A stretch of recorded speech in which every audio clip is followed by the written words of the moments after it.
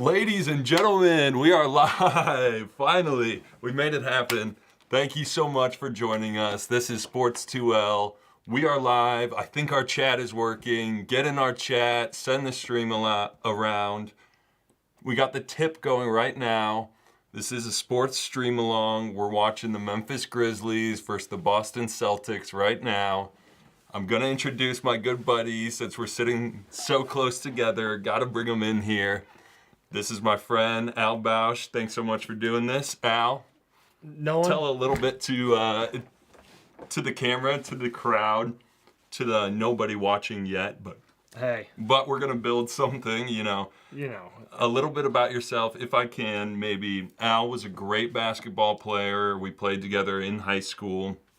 Also a great football player. Had the option to go play both sports. Both, yeah. Really good dual athlete, tall, handsome lad. Oh, come on. Easy to talk basketball with.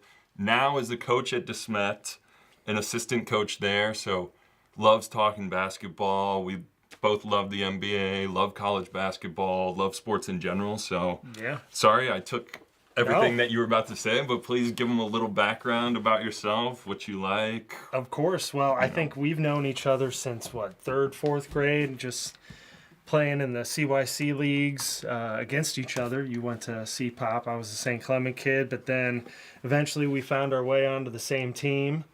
I think I was bigger. I was a little bigger back in 5th, 6th, 7th grade, and then at one point Nolan shot up, took off, and never looked back. And I've just kind of been the shorter playing mate, at least in grade school and in high school, but being able to like Nolan said, I had an opportunity to play football or basketball or both in college, and I settled on playing the sport that I think I truly love, which is basketball. And I think that was the main sport, the main driver of your decision to get this all going. And when you graciously asked me to join on, I couldn't say no. I loved playing with this kid on the court, and so I think, sitting down watching some high caliber hoops, I'm right at home, I feel.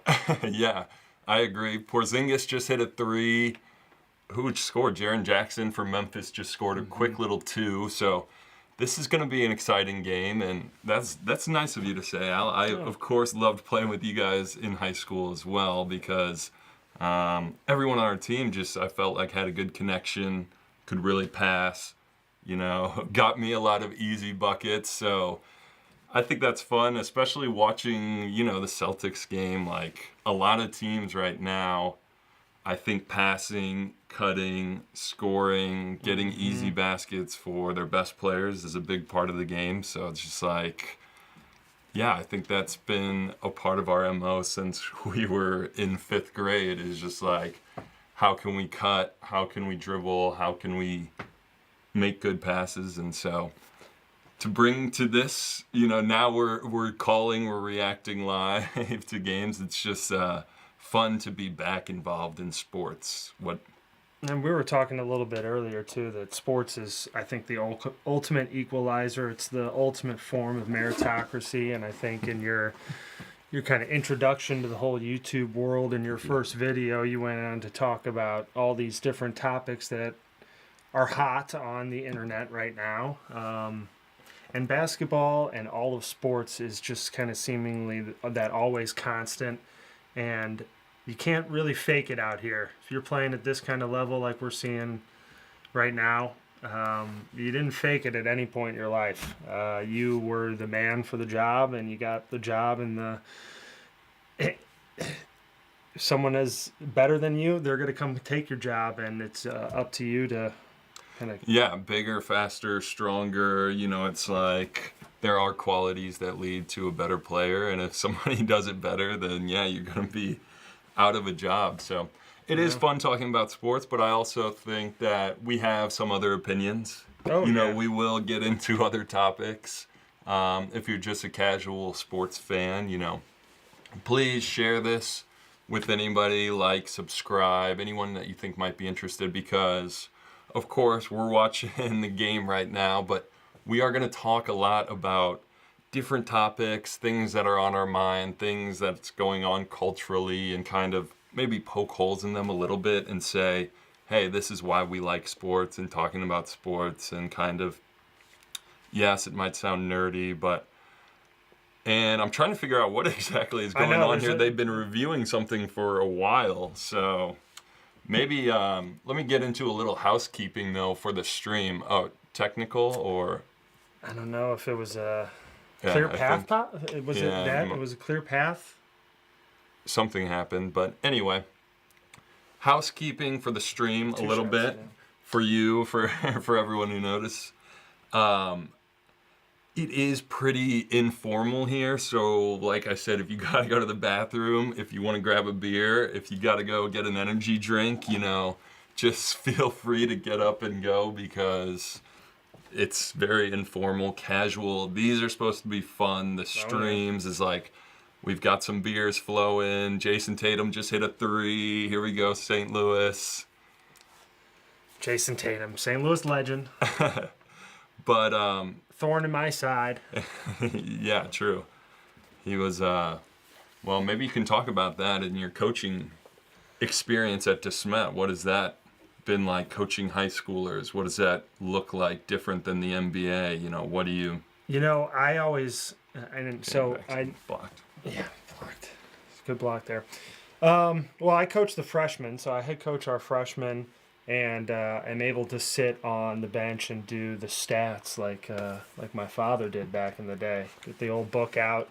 So I run the book for the varsity, so I get to see multiple levels, but I tell pretty much every level the same thing when it comes in terms of, I tell them to watch a whole bunch of basketball. Obviously, college is a little bit more easily graspable from them. It's a lot slower. It's a lot more methodical. These guys are top of the class, and you know, some of the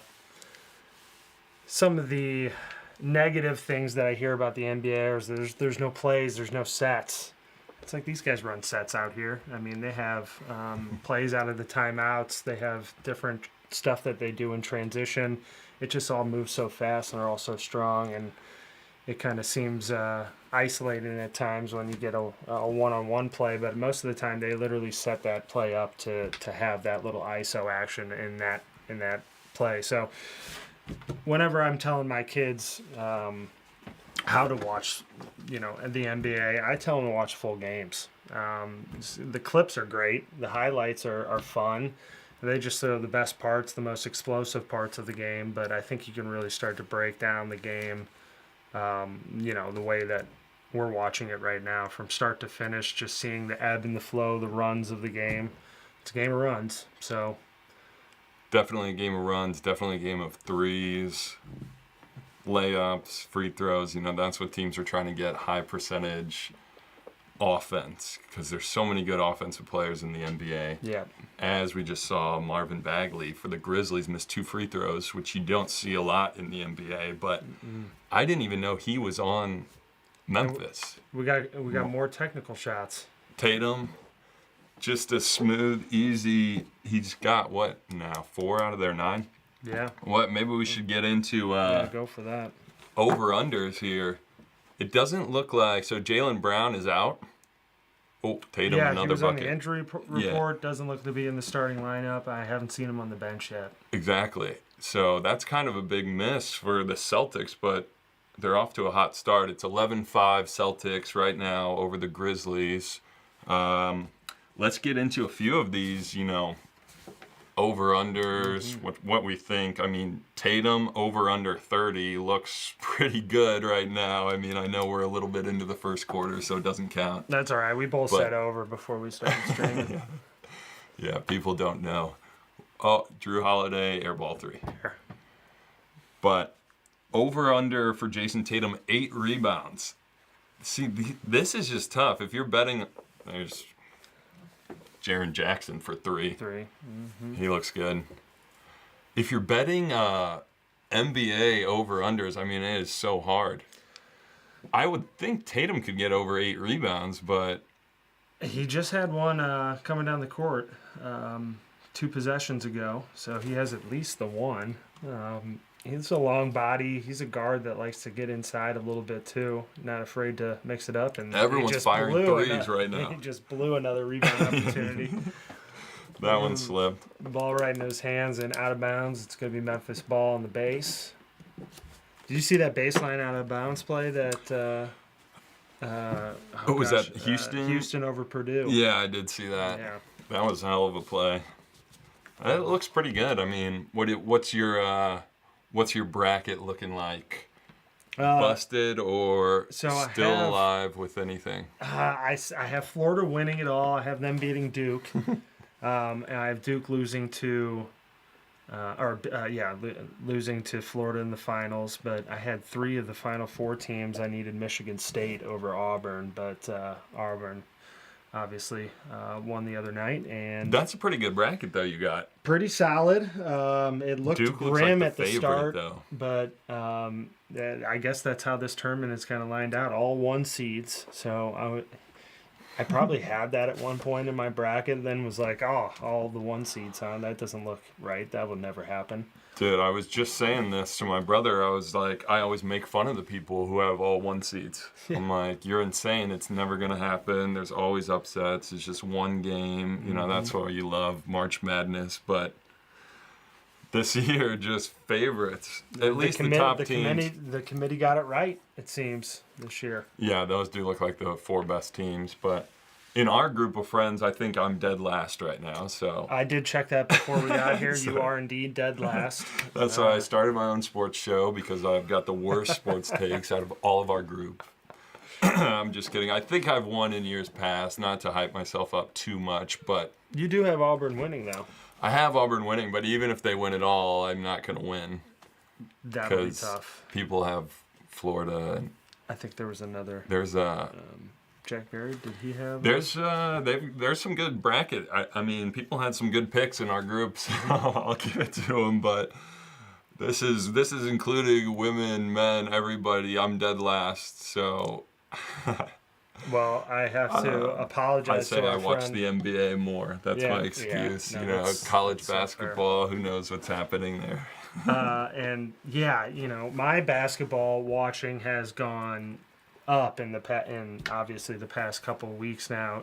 Coaching high school basketball throughout the winter, it kind of, you focus on watching the film of the teams that you're going to be playing, coming up against, and you're kind of at that pace of watching, so it gets really tough to sit down and watch a full NBA game on the TV after you just went through an hour and a half of practice with your freshmen and then another hour tack on with the varsity, and it's like, all right, do I sit down and watch some basketball, or do I decompress with something else? And most of the time during season it's something else, but once the tournament gets started in college and NBA is gearing down to the playoffs, then it's full bore watching hoops again. So it's good to be back. It's good to be on the stream, and commercial break. I get to talk for however long I want. I feel like it worked out perfectly. It kind of has all come together at a good time here. We're coming up on the NBA playoffs. Unfortunately, yes, the high school season, you guys ended a little sooner than you wanted to, but either way, it would have been done by now, and just a chance to decompress and get back into sports again, because this is what we do. This is what we like talking about. Even when Al and our friends are not doing this, not live in front of a camera, we're watching sports, drinking beers, hanging out, talking about the NBA, who we like, who we think's going to win it all. So it's fun being able to share this with you guys. And I mean, I think, like he said, when you're in it during a season, it can be hard to follow sports all the time and continue to watch basketball after watching film and being with you guys. So I'd imagine that instead of having a summer break, you're back with us here, Sports2L. We're talking live sports. We're gonna keep making content, keep making videos, talking about basketball and the stuff that we love. So it's just fun. Yeah. I mean, what do you think? Far? How you guys looking for next year, though? I mean, is there any thought of that yet, or Definitely. Do you talk with all the coaches about I think personnel and what's going on? Well, I think right now it's a little bit of a kind of catch your breath after the long season. Definitely an emotional season too. We ended up losing to Jason Tatum's alma mater, Chaminade, in the district final game. So we would have been three wins out of a state championship had we have beaten them, but they had a big, strong, physical team, very skilled, very talented. Definitely deserve to make it to the state tournament. Tip our caps to them, but yeah, I mean, we're kind of in a breathing period after that. We have our banquet tomorrow, which we get to honor our seniors and obviously all the other members of our team, and then that's when coach is starting to want to get onto the golf course and talk next year, kind of casually, but at the same time very serious while we're, playing golf or, just shooting the shit at DeSmet. But yeah, I mean, the thought of like what we got next year is absolutely creeping in, and I think we have a group of 8 juniors got to be seniors next year, so very our year, our graduating year. Right. We had 7 seniors. It's kind of starting to feel that way a little bit, which is great. I mean, those are just guys that have spent so much time together. And So how does it change each year, though? Are you guys adding new plays, new things, or is it mostly similar concepts, just going to be different personnel a little bit, or different personnel? How does that work for you and guys? You always go into the year and you're like, all right, who's your out and out like guy, couple guys who we're going to center around who we want to be scoring most of the time.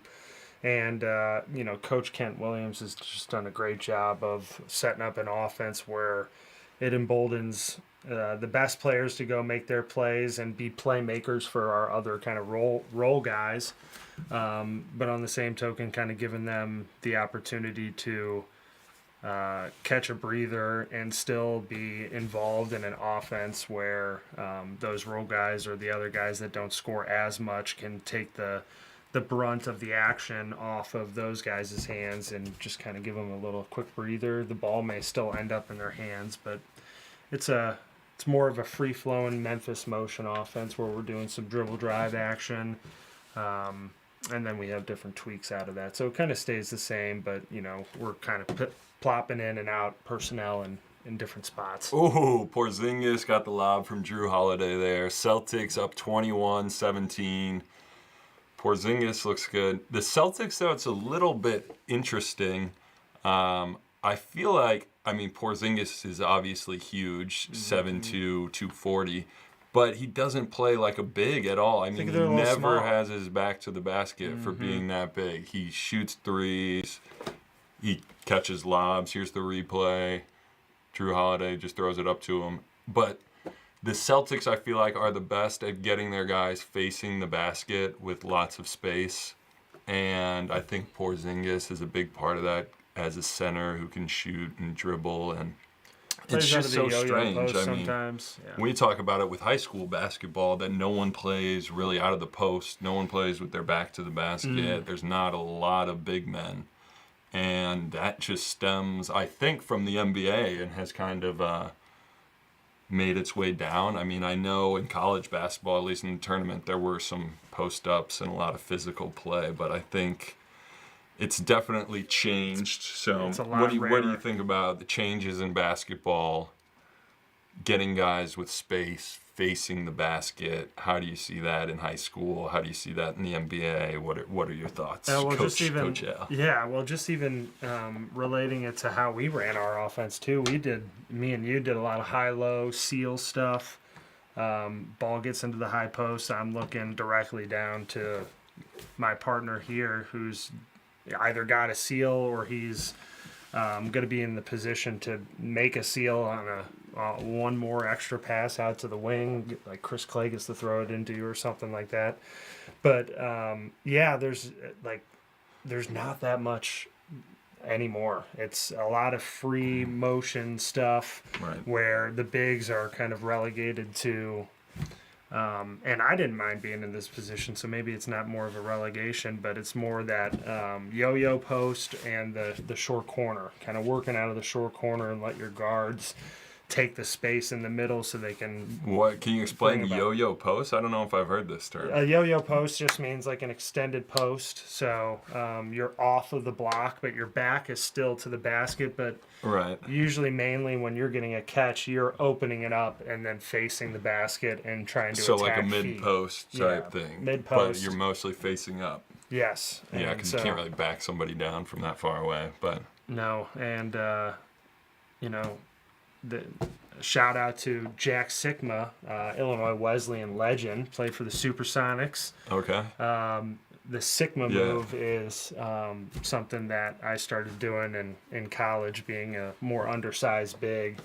Whenever I would be in the block area, I'd be catching it with the thought of opening up my inside foot, swinging that outside and facing the bucket and start attacking feet instead of, banging away like I was doing in 8th grade as the tallest 6'4" kid out. Right. In 8th grade. You can yeah, just catch it changes the ball over time. and Memphis is up 3 minutes left in the first quarter. Aldama just hit 2 free throws, I'm pretty sure. Here comes Tatum, 3. That looks good. Oh, no. Jaren Jackson with another rebound. This was on the 26 combined points, rebounds, and assists for Jaren Jackson Jr. I think he's going to get that. That seems low to me. 26 altogether? Combined. He was over under 20 points. So, and these were from DraftKings. I looked these up on DraftKings, so if I got them wrong, I looked them up before if they've changed or anything like that. But that one seemed a little bit low to me, a little surprising. But I like Jaren Jackson. I think they're going to be good. Yeah. I think we can cut some of this up and make it into a little high school tape because you've given us some good knowledge here. Who were the big time, the White twins that went to Chaminade are the big recruits? They're definitely. DeSmet has a guy going to North Dakota State, I believe. Yes, and we just had another one of our seniors sign with Quincy, D2 institution there in Illinois, so good on him. Right. He was kind of our last missing piece. We had 2 other seniors on the team that are going to go play college football. And so we were waiting on our one kid to finally get it, and he did, and I think he deserves it. He's our little shooting guard, and he's going to have a great college career there at the D2 level. But, yeah, definitely some solid talent around the board. If you Chaminade always does, yeah. DeSmet always does. We had a senior, Luke Walsh, in our conference, played for Vianney. He's going to be going and playing at SIU Carbondale next year. He scored 50 on DeSmet, at DeSmet, in a loss, I will say. So, but man, was that fun in retrospect and after a win, but not so fun watching that kid just drop 50 on us. Like he could put the ball in the basket, so he was definitely a talent this year. Right, lots of talk about him. Yes. But yeah, we just had one of those more balanced approaches that guys just were meshing with each other. We had the 2 seniors that I had just mentioned. The non-football players, they've been playing on the varsity team since freshman year, so a lot of chemistry there, and I think that was what set us apart this year. And we kind of ran into a very talented Chaminade team. With the game of the year. I mean, that was double overtime, right? Double overtime. Yeah, Nolan was in attendance. I was fired up. Anytime you get me and Nolan and couple of other running mates. And Gym was packed. White was there, who was an NBA player. Yep. Big guy, big presence. I mean, that was a really fun game. Had a blast. Teams, one of the more fun games that I've had to coach and just lost. But that's how it goes. I think that's exactly how you would want to go out as a senior. Just thinking of our guys, they combined had over 50. I think it was like 56 points between the 2 of them. And I think that's exactly how you would want to have it end, if it had to end. obviously you want to win, and we had that experience winning state the year prior, but man, those guys left it all out on the line. It was just a blast to be a part of it. Yeah, that's fun. I think get in our chat, guys. We got a few chats. One from my brother, hell of a stash there. Oh, hey. Of course. Come on, How man. long is that taking? Is that Keenan or Blaze? That's Blaze. Oh, Blaze. Of course. He's the man. And Joe B says, why don't we get a mirror behind you guys that just happens to reflect the game? Oh, hey. I respect that. Great Now we're idea. thinking about some The NBA YouTube would loopholes. sue us so fast. It's not even funny, which we'd love. That's exactly what we need for publicity. Yes. Just kidding. Class action from the NBA. Yeah. That'll get us going. Sports2L Yes, exactly. to the moon. We'll get represented by the Bruning Law Firm who would save us. Thank you so much. Thank you. But yeah, I Shameless think the plugs. goal is, please send this out, get it to other people. If we can get non-members of my family, although I love you guys so much, also St. Louis connections, people from all over that want to tune in and listen. That's kind of the goal that we have, is to build this up. And obviously it takes time and credibility, and people, have to get to know us and what we're about. But that's kind of the goal as we get into the playoffs. Can we get a couple people that don't know us that are watching? So we're starting small, but we're trying to improve. Here we got 1:55 left in the first quarter. Memphis by 1. I mean, I guess we never gave our predictions. I kind of like Memphis. I mean, the Celtics are favored by 5. I don't know if that changed once Jaylen Brown was out, but I mean, Memphis to win, that's good odds. Celtics were minus 185. The Grizzlies were plus 154. They're at home. New coach bump is the thing. Mm-hmm. I mean, maybe we should get into that a little bit. Here's Hauser for 3. Looks like an air ball. Short, yeah. But yeah, Memphis by 3. 1:30 left.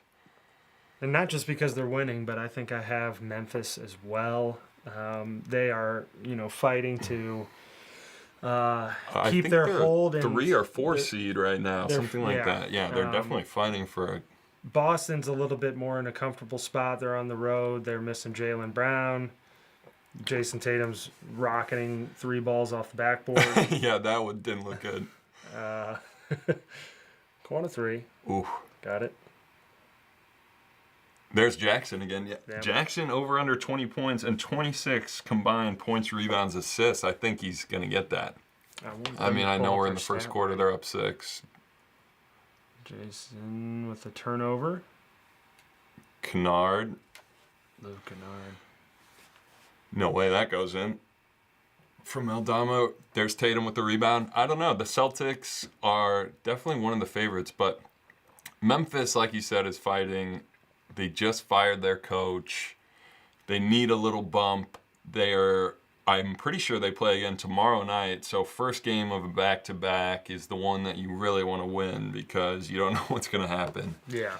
But I think one of the crazy things about Memphis, I heard this stat, not anyone on their team is over 30. Really? Interesting. And I don't know if that's 100% true. Fact check me. I'm going to fact check you. I'm just kidding. No, you definitely can. Feel free. Oh, and one. Ja Morant. 3.4 seconds left. Memphis looks good, but they have such a young team. I mean, no one over 30 is a little ridiculous, though. I mean, especially get some veterans in there. They need a little something, I think. But just get one unk in there, just to, An enforcer type, especially Ja Morant, if you don't know, was in big trouble with the NBA for posting videos, holding guns and stuff like that. So I think that tends to be the debate online is, are the Grizzlies a little too immature to win in the playoffs? And I don't know, the GM seems to not think so. I mean, if they're not going to get any veteran guys, any older guys, they're just going to continue to be young. I mean, I think they're just kind of embrace we're young and chaotic and fun to watch. And That's the end of the first quarter, by the way. Yeah. But does that translate into winning championships? Which is ultimately what every team out here is pushing for, is a championship. So that's the question.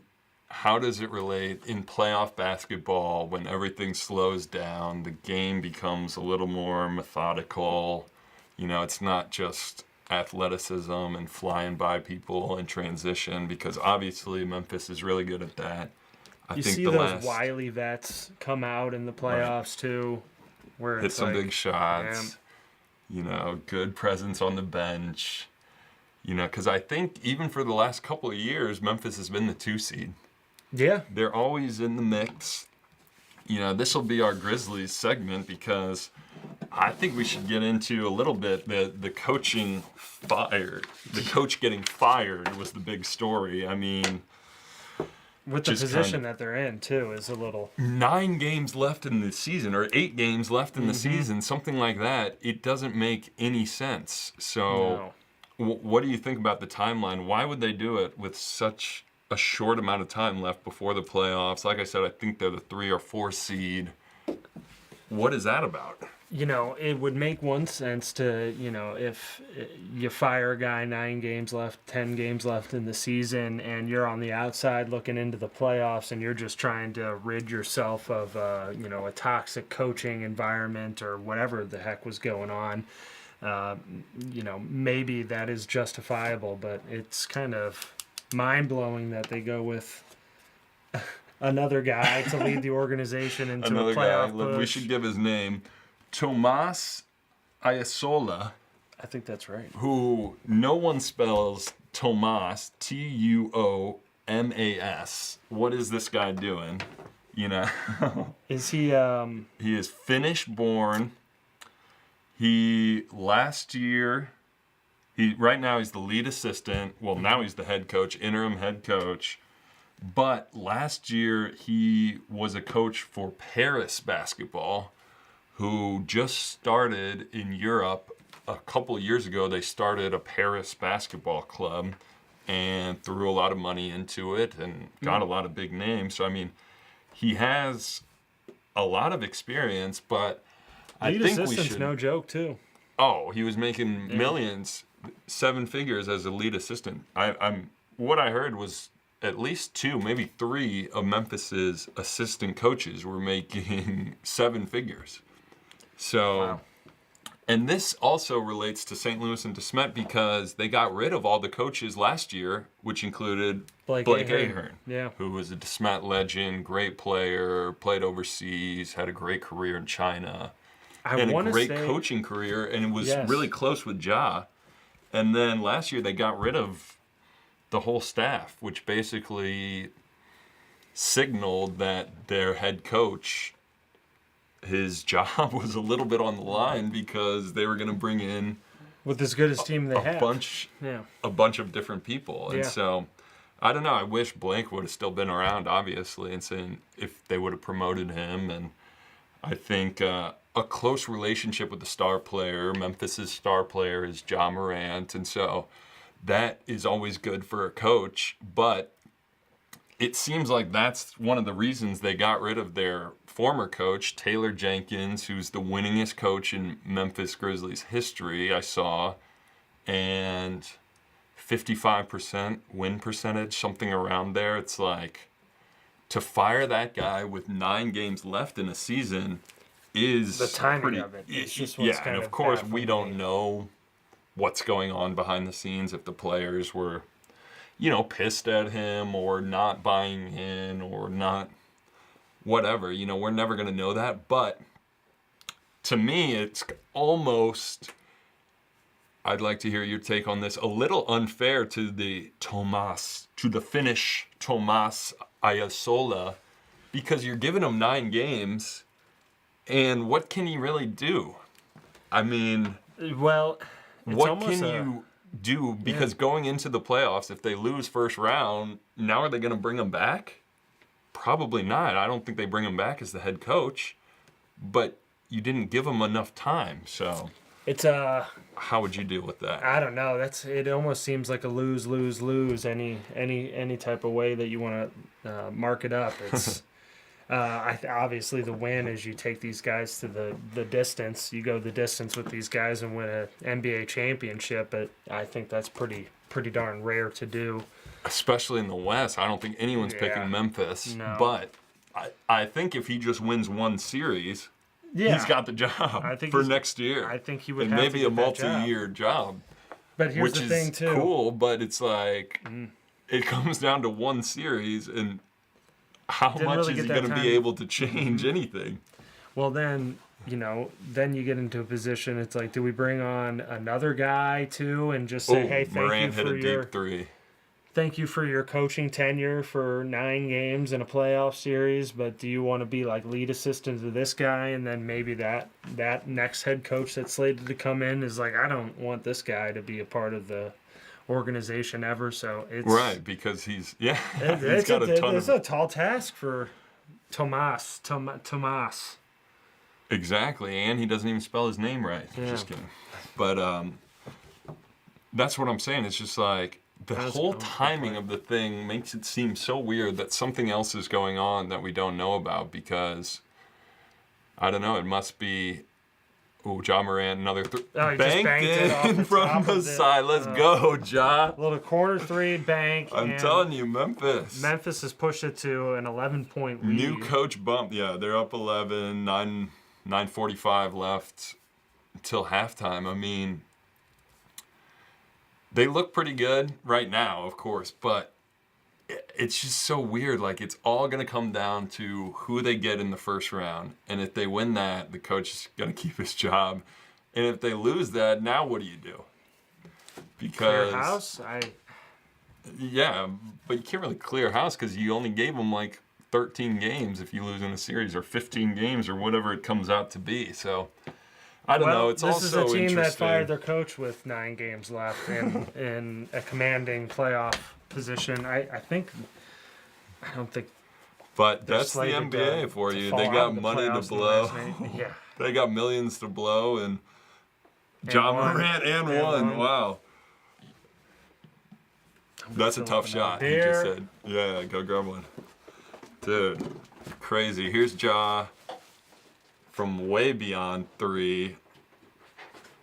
That's going to be the thing for Memphis. Can Ja Morant make shots? I mean, because if he can, they are so hard to guard because he's so athletic, he's lanky, he's got all the attack moves, the dribble moves. He's so skilled in that way, but it's like the way the NBA is nowadays, you have to make threes, and he doesn't shoot it well enough. Correct. So, Porzingis just dunked on Edey.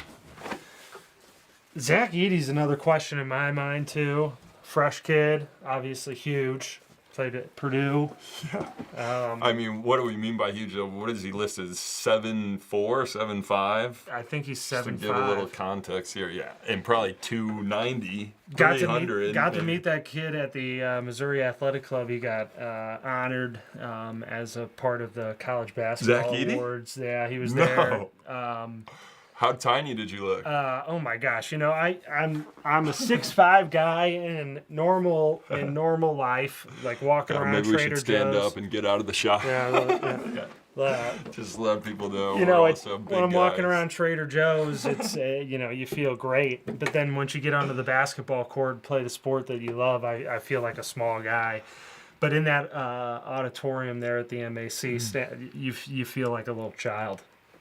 He was massive, and I feel small next to you. Yeah, of course. It's another level. I didn't get a picture with him either. I didn't want the evidence. I mean, yeah, 7'5" and almost 300 pounds is just. You can see it on TV, like his legs just look. But as you can see, they got him off the court. Yeah, he's off the court now, as we're talking about. Because they just don't think he can guard a Porzingis type. A shooter, spacer, and he was athletic. Even having trouble with Al Horford there, a little wily vet. Al got a couple of buckets in the last. Drew Holiday just got a shot blocked.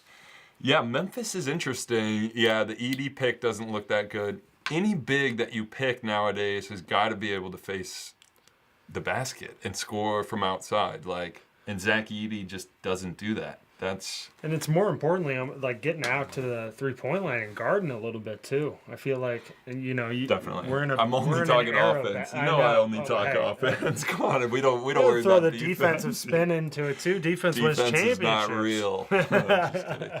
Of course, no, it's huge in the NBA. Can you defend on the perimeter? Because guys like me, the problem is when a guard gets me switched on them, they just think traffic cone, which is a way of saying, for basketball terms, like, this guy cannot stay in front of me.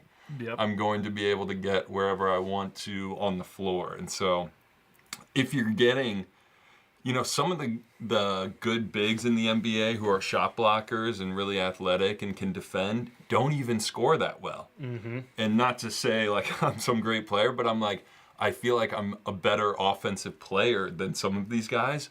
But the length, the athleticism, the defense, the ability to guard on the perimeter, it's like I don't have that in my game. And so when you see some of these guys, it's incredible. But then you also get, Zach Edey, and you can't really do any switching with him. He's got to stay near the rim, try to protect the basket. So, Memphis, it's interesting. I think going back to the coach, though, one of the questions that I would have, and just to get your take on it, what would you think about playing for a European guy? Do you think there's an American basketball culture? Do you think, especially, most of the NBA is a lot of black people from America. Like, do you think they'll relate to a Finnish-born Tomas? Do you think they see the game in the same way? Because I know for me, at least playing in Bosnia, it's like one of our plays was, let's get a post up for our point guard. And it's like you would never see that in America ever. So it's like obviously different levels, and this guy playing in Paris and all indications is a great basketball mind. But what do you think about European culture with sports?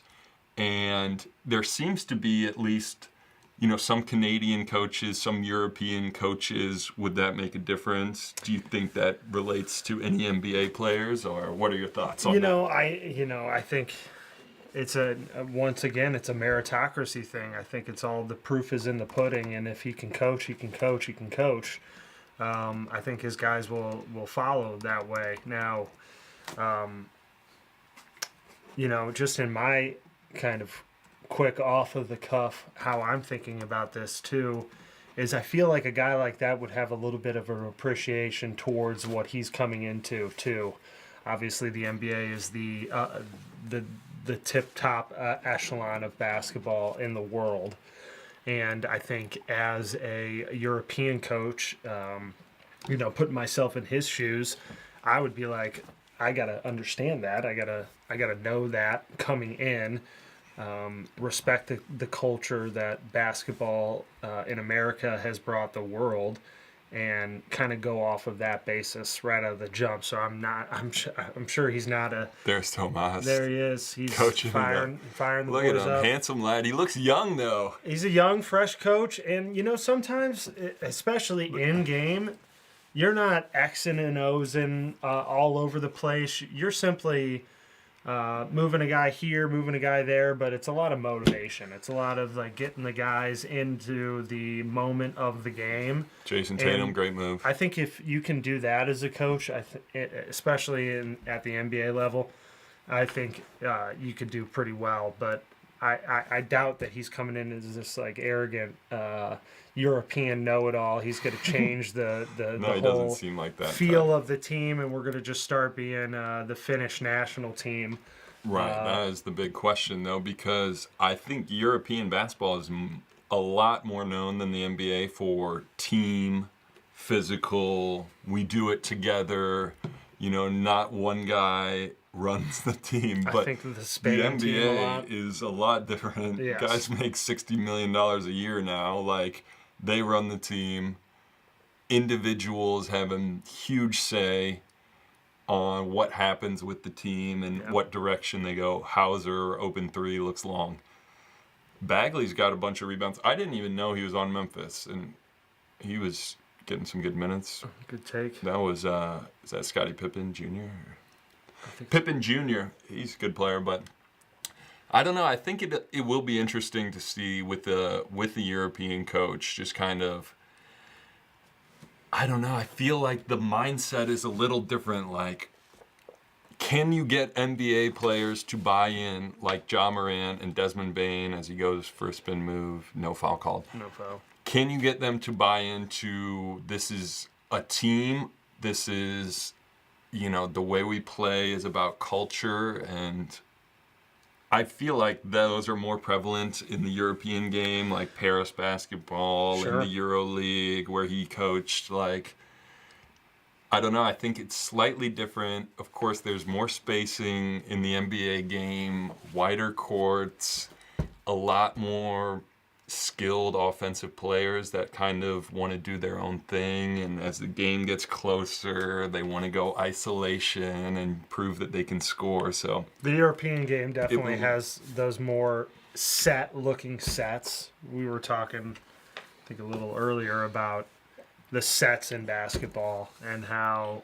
sometimes a criticism of the NBA could be these guys don't run plays. It doesn't look like they're playing as a team out there, and it's that's why I tell my high school kids to watch the whole game, because a lot of the time when it breaks down at the end of the game, it's like you're getting the ball into your guy's hand, like the guy that is going to score, and it is going to look a little bit more ISO, but throughout the course of the game these guys are running sets out there, and I think having a European coach could be a net advantage for you to get a team thinking like that, buy into that, running baseline out of bounds, sideline out of bounds after timeout plays. Yeah, I agree that this isn't the NFL where it stops every possession and the coach really matters. What's he gonna call? Yeah. Defense, offense. What's gonna happen? It's like the NBA is a little more chaotic. They have their sets. But a lot of the coaches are just trying to get into a spacing or, a general idea of what their offense is going to look like. A lot of it has to do with matchups, too, of at any given time out on the court. Exploit the matchup. Who can't defend? Who's on the court? Let's get him involved. How can we pick on a guy who's not strong enough or can't defend or things like that? So it's like, I don't know, the players really dominate the NBA. Where in other sports like the NFL, like coaching and, scheming up ways to get people involved is so important. It's just like not the same effect in the NBA. Although it's important. Yes. But it's just like you see Popovich is probably known as the best coach who coaches for the San Antonio Spurs. And it's like the last few years, they haven't been able to do anything despite his great coaching. It's what talent do you have versus the rest of the league. What system can you set up, of course? How can you get your guys in the best looks, like the best space?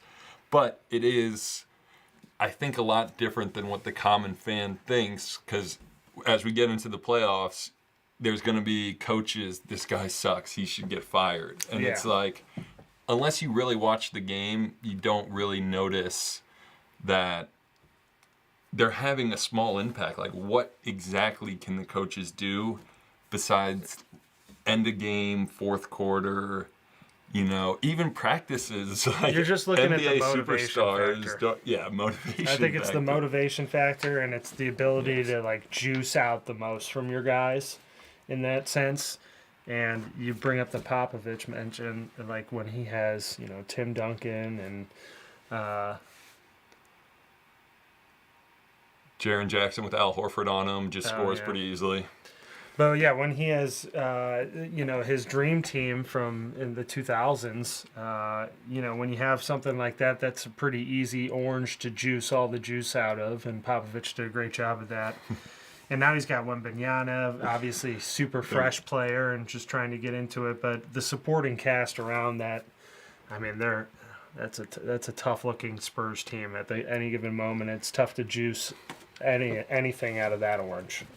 Got to have the guys, got to be able to have that fruit to be able to work with and motivate and get the most juice out of those guys. So, yeah, coach doesn't actually have a whole heck of a lot of an impact, especially during the game. Obvious prep. Right. GMs are signing the players. Of course, they're working with the coaches, but they don't get a huge impact on that. So you give them the players, they come up with the system or the best offense, and I think that's what they listed as some of the problems with Taylor Jenkins. I mean, who was their former coach? They just fired. This is, by the way, if you haven't heard. Breaking news. Yeah, if you're just tuning in. Breaking news. We've been talking about it for a while because it's the big story. I mean, a team that's sitting that well in the playoffs to fire their coach with only a few games left is kind of a big story. But I think it comes down to the way they're playing. Mm-hmm. And the surprising thing that I saw was that they run some of the least amount of ball screens in the league with Ja Morant, who's one of the most dynamic point guards. Mm-hmm. Do you think that's just because he doesn't shoot it that well, and so they just want him space to attack and not bring other defenders? Porzingis hits another three, and Boston's up one. Yeah. Our pick for Memphis. Boston, they're consistent. They'll go on runs. Memphis has turned the ball over twice now. Porzingis is 3 for 3 from the three. Memphis back up by 1. Bagley got a little bucket there. A little put back there. But, I mean, what do you think? Why is Memphis not running? Everyone seems to be running. There's another pick and pop. Tatum hits a 3. St. Louis legend, Jason Tatum. I wonder how many he's got. He's got 15. 15. 6 for 8. 6 of 8. Uh-oh, Memphis can't get a stop. No one can get a stop right now. Oh, my God. Jason Tatum goes up for the defensive rebound and accidentally tips it into his own basket. You just love those kind of basketball plays. Yeah. Have you done that before? Scored on your own basket? I believe I've been in the mix of a tip one time, and it's gone in, and it's like, oh, man, I don't have that great of a touch on the offensive end, but defensively it's just perfect touch. Here's a back to the basket. They doubled.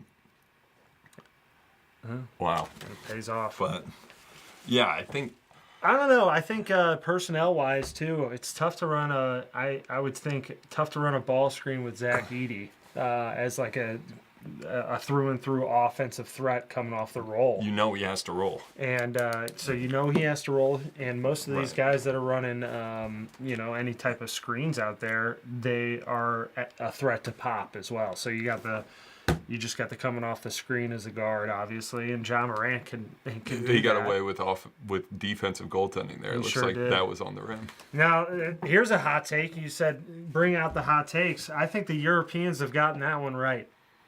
I think I don't think defensive goaltending should ever exist. I think once that ball hits the rim, I think it should be free game.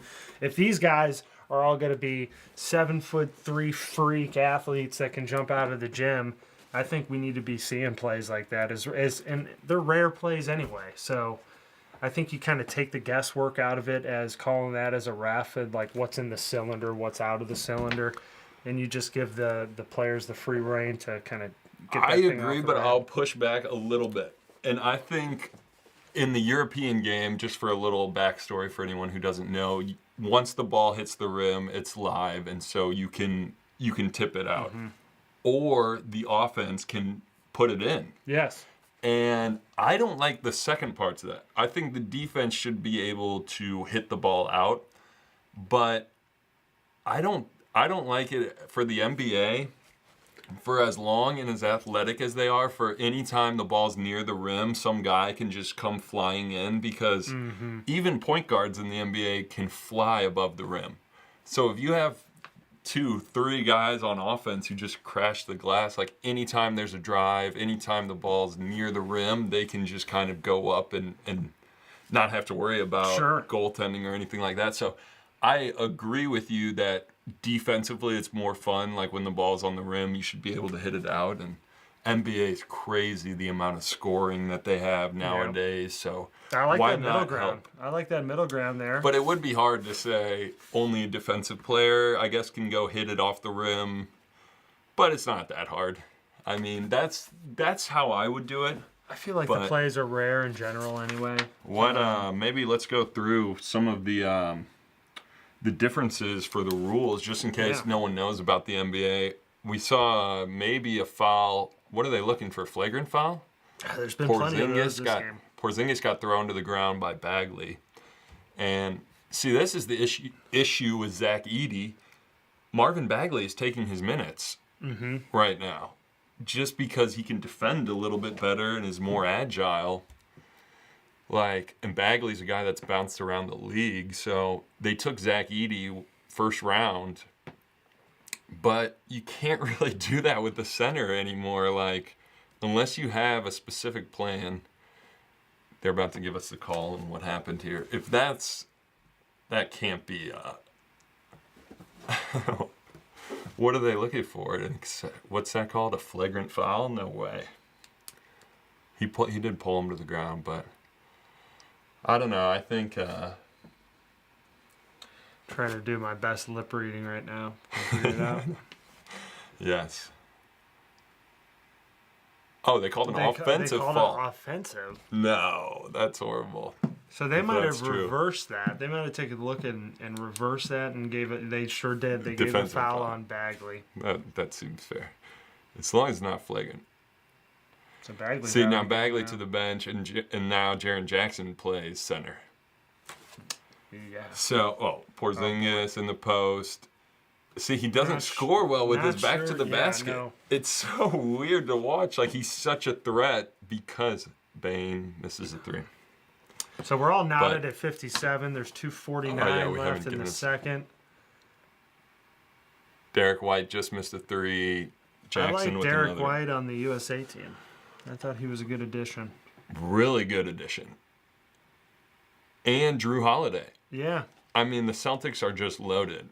And that's why they have. Oh, look at Drew Holiday behind the back. Oh, you got to score now. Okay, no. Kicks out. But Drew Holiday and Derek White, I think Derek White is going to be a free agent soon. Maybe I'm making this up, but he's going to get a huge payday. He's just so efficient. He defends well, can score when you need him to. It's just doesn't need the ball all the time. Plays really well off their superstars, Tatum and Brown and Porzingis. I don't know. They've done very well. Coach Stevens, Butler, shout out, has done very well with the Celtics roster. I mean, some of these guys are going to get huge paydays, so who knows how long it'll last. But they still look like here's Aldama from Spain. No. Drew Holiday, a rebound. But as I was saying, 2 minutes left here in the second half. And let's just go through, for people who don't know, some of the rules for the NBA. 48 minutes, which is different from Europe, different from college. 4 12-minute quarters. Is that right? Correct. That seems long. But yeah. Shot clock, you get 24 seconds to attempt a shot. There's no shot clock in high school still, right? No, but Missouri has implemented a testing period to potentially get that in by, I believe, 2026 or 2027. Oh, really? Yeah. And so we actually played all the Merrimack games. And now it's the Coaches versus Cancer. We played in a tournament. It was the Merrimack tournament. Very fun holiday tournament. But we played all of those games at Maryville this year, where Nolan played basketball. Yes, sir. Go Saints. Go Saints. Roof, roof, roof. Yes. And we played in a shot clock that whole tournament. And then we played over in Bentonville, Arkansas, and to start the season this year for a little showcase. And they had a shot clock. We had a shot clock, too. So did it change much? Or didn't change anything for us. You guys played fast. Loved it. Yeah. We loved it. And 30, or what was the shot clock? It was 30. Yeah. No, excuse me, it was 35. So we were doing the old college shot clock at 35, which is just plenty of time to, especially in our offense, to get a shot. So we never, I don't think, I'm always that guy on the bench that's sitting down on a knee and start counting down the seconds at the end of a quarter or at the end of the half. Didn't really feel like step back three, no, but Derek White. Derek White is just doing the dirty Johnny work. On the spot. Yeah. And a steal Drew on the Holiday inbound. gets a steal right off the This is what they inbound. do. And now they're up 7. Drew Holiday was looking for the 21-7 same thing run. about 3 possessions ago, and he finally got it on this one. Oh, that's a dunk. Oh, no. So he's got to Good be able to play. catch the ball first. Wow. Here comes the 0 Grizzlies points the in the other last way. 3 minutes for Memphis, and that's way off. Oh, Oh Morant. my gosh! And See, Morant that's your with a point tip guard. dunk. Yep. How? Just soup. If you didn't see, John Morant put back dunk. That's their point guard, just easily off 2 feet. Just the size, the length, the athleticism for every position is pretty crazy in the NBA. So It's nuts. okay, we got a few chats here. Who are your teams? Who are my teams? Yeah. Ooh, okay. I of course like Denver. Gotta shout out Jokic, big white guy, fun to watch. Doesn't get off the floor much. Like, I always root for Denver. Obviously, living in St. Louis. I'm a we St. don't Louis have a Hawks team. fan. Yeah, I was gonna say. If you guys didn't know. Go Cardinals and go Blues, because that's when the city is fun. That's, everyone's out. This isn't going to be a NBA, surprise, but I think that St. Louis would be a prime time house for a expansion NBA team if they're ever wanting to expand this league. I think one of the first places that you look at is St. Louis. Well, the league is going to disagree with you there because they're looking Vegas. They're looking Vegas. It's got to be their number 1 pick, don't you think? I agree with you, of course. St. Louis. Well, you got to add. At least a professional basketball team, but gateway to the West. In terms of the NBA, I think.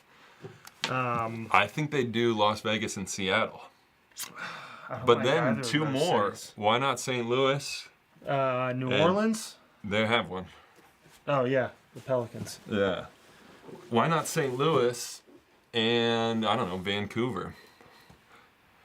You could add 4 teams right now. Yeah. NBA, what the hell are you we guys were just doing? talking. We were just talking about the it problem too. is they'd probably pick Kansas City over us. Not a problem. Sorry, Kansas City. We like you as well. Missouri. No Here's problems a hot here. take. I have problems. Yeah, go. You Chiefs fans. Oh God. Yeah, give us your Chiefs. No, I mean, I know plenty of Chiefs fans, and they were definitely all Chiefs fans before Patrick Mahomes, and they were all struggling with the team when, they were struggling before their most recent success. I know they've all been diehard Patrick fans. Mahomes has saved that city, but Yeah. No, not saved the city. I got for cousins. I sports. got a brother that lives in Kansas City. I love going to that city and working there too. It's one of my markets for my day job. But Don't you think they'd get a team over us? Us meaning St. Louis. I don't know. I think with the Saint, I think we have a little bit more of a claim with an NBA, an ABA team having been a part of the city. Has Kansas City had any professional basketball teams? Did they have an ABA team? Not that I know. I don't know that for sure. But I Do don't know. The something Chiefs interesting. allure Maybe kind we'll of brings do that over we should them. do a deeper dive video on this. We should. Tell the NBA what we're looking for. Because We have the arch. I think that's a selling point too. we have the arch. We have great sports fans. It's great sports fans. It's a great sports city. Everyone, I think, is sports knowledgeable too. I think everyone kind of understands what the heck Right. they're talking about when they're talking about the Cardinals or the Blues. And basketball, great basketball city. I think there's a bunch of talent that comes out of St. Louis. Definitely. You can see it in the NBA right now. You got guys like Brad Beal and Jason Tatum coming from the same school, but then you got. Did you see that? This is a shameless plug for SLU College. Just signed for the Lakers. He just signed an upgrade from a two-year Jordan Goodwin. Yeah, Jordan Goodwin. Yeah. SLU legend right there. Yeah, Jordan's SLU really good. So it's just, I think David Lee's another guy from So many. Chaminade. A lot of Steve studs. Stepanovic, when we're going back to Smet legends, there's a connection between the NBA and St. Louis, but Well, that was an unfortunate end to the half from the Grizzlies. That's the Yeah, tweet. That's the tweet. That is about summing it up. So we're at halftime right now. What is the Celtics by 7? I think it's Celtics. Yeah. I didn't even see. 50. But Oh, I don't want to get it wrong now. I do agree with you. I just think the NBA is so locked into Mexico City. And it's like they got to get over that because no NBA player wants to live in Mexico City for 8 months out of the year. I would doubt that would be a draw. It's just so many people that live there. They want to have a team there, but it's like NBA. Hey, Adam Silver, commissioner.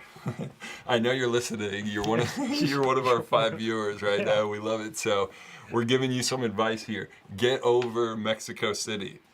NBA players don't want to live there for that long. Like, your season's too long to be in Mexico City. They'd like to go there for maybe a couple weeks. I was going to say, But maybe have a slate of NBA games where it's like a 2-week slate where it's like, hey, everyone, or at least like maybe 3/4 of the teams in the NBA, we're going to go for a roundabout trip where we're all going to be playing multiple games over a week and a half span where it's our Mexico City extravaganza NBA week. Yeah, that's cool. I think that would be great. But they have a G League team in Mexico City, which I guess has worked out. But it's like an NBA superstar making $60 million a year is going to want to live in Mexico City. I don't think so.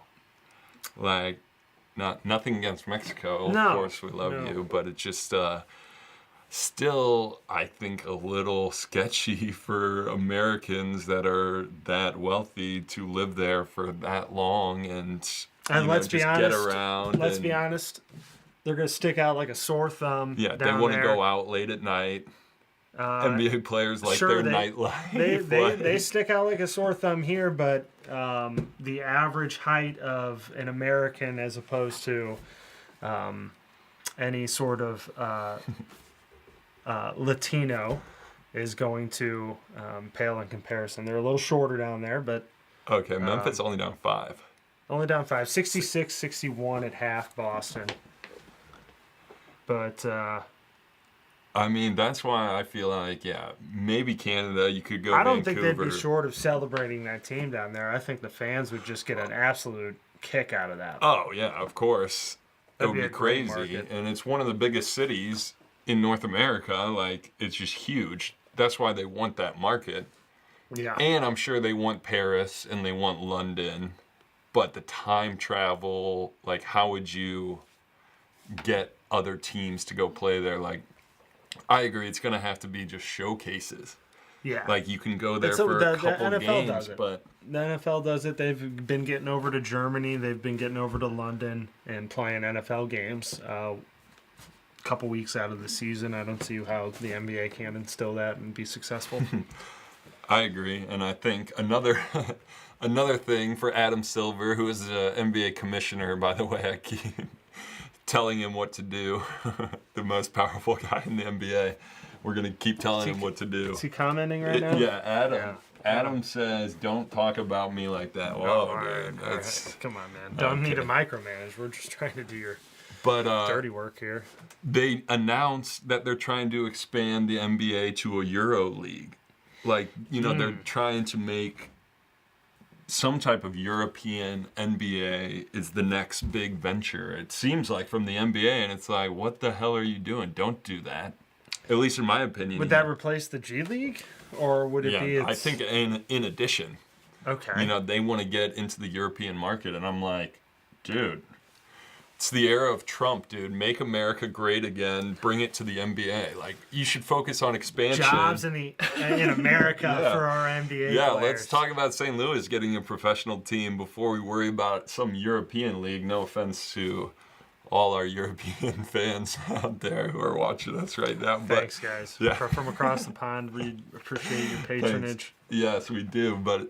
We appreciate you, of course, but we also want more basketball in America before, at least in my opinion. I don't want to speak for anyone else. It's like, it's cool that they want to make it a global game and stuff, but the Euro League is already in existence. There's leagues in every country. It's like, Europe is fine. I think the NBA, get some expansion Focus on the teams. domestic product. Yeah, let's focus on America. Like, the NBA isn't perfect either. Of course not. Let's not worry about problems that are kind of more in the dreamland state, and let's start addressing some of the issues that are in the NBA now. Yeah, maybe that would be something good to talk about here at halftime too, is because that's part of the reason behind the show. I mean, there's lots of reasons that we want to talk sports and we're passionate about this, but one of them I think is just like, to try and get younger people involved in the NBA in a different way. Like, it seems that, I don't know, a league that I love, younger men are just like, I'll watch the highlights, or, and it's not like we're, like we were saying earlier, catching, Indiana versus Charlotte. We're not those type of guys who can tell you all the stats or anything like that, but big games, big players, the playoffs coming up, it's like my favorite sporting events. Like, you got to win 4 of 7. Yep. It's so intense. The best athletes in the world making all this money, who are scrutinized like crazy, are like giving it all just to try and win, try to advance, try to improve like their seeding or how they're viewed throughout the world. So it's like so exciting to me, and I don't know, I think that's part of this show. It's like maybe only a few people connect with it, but trying to inspire people like, hey, it's fun to talk about basketball and get a little nerdy and talk about sports with your buddies and grab a beer. But then we should also go into the other parts of the show, which is kind of like, as we're telling Adam Silver what to do, like a chance to say my opinion or your opinion, and put that online and see if people agree or disagree, if we're way off, if we're right, if we haven't thought about things this way. I mean, I think these are all kind of parts of the show, like things that we are trying to do. And I don't know, the last thing I put out a video about a sports app. I think inspiring people to try and create things that they want. And for me, what I would like is an app where I can log on and see what sporting events are going on that I could play in. Pick up basketball, pick up soccer, what free volleyball games are going on, but also what leagues are happening, where is sand volleyball being played, where is cricket being played. Like, I think if we throw this out onto the internet, we should try and get a large amount of people to be invested in something like that. So just like an all-encompassing, like, hey, plug in your area code. Exactly. That's really all you're going to need to do. Fill out your profile. Profile so it knows that, hey, your preference is basketball. You're an advanced basketball player. And then when it comes to terms of pickleball, you're a beginner. I like this sport. Exactly. I play soccer. I'm at a moderate level. And you can comment or say, hey, this I played pickleball at this venue wherever I played, and the people were amazing. I'm not going to go back. Like, I didn't fit in. Yeah. I'm looking for a different league. Like, a place online where you can connect with other people around sports in your area that you can actually play. Don't be giving people out here the keys to the castle. Now they go and make this app underneath us. This was our original idea.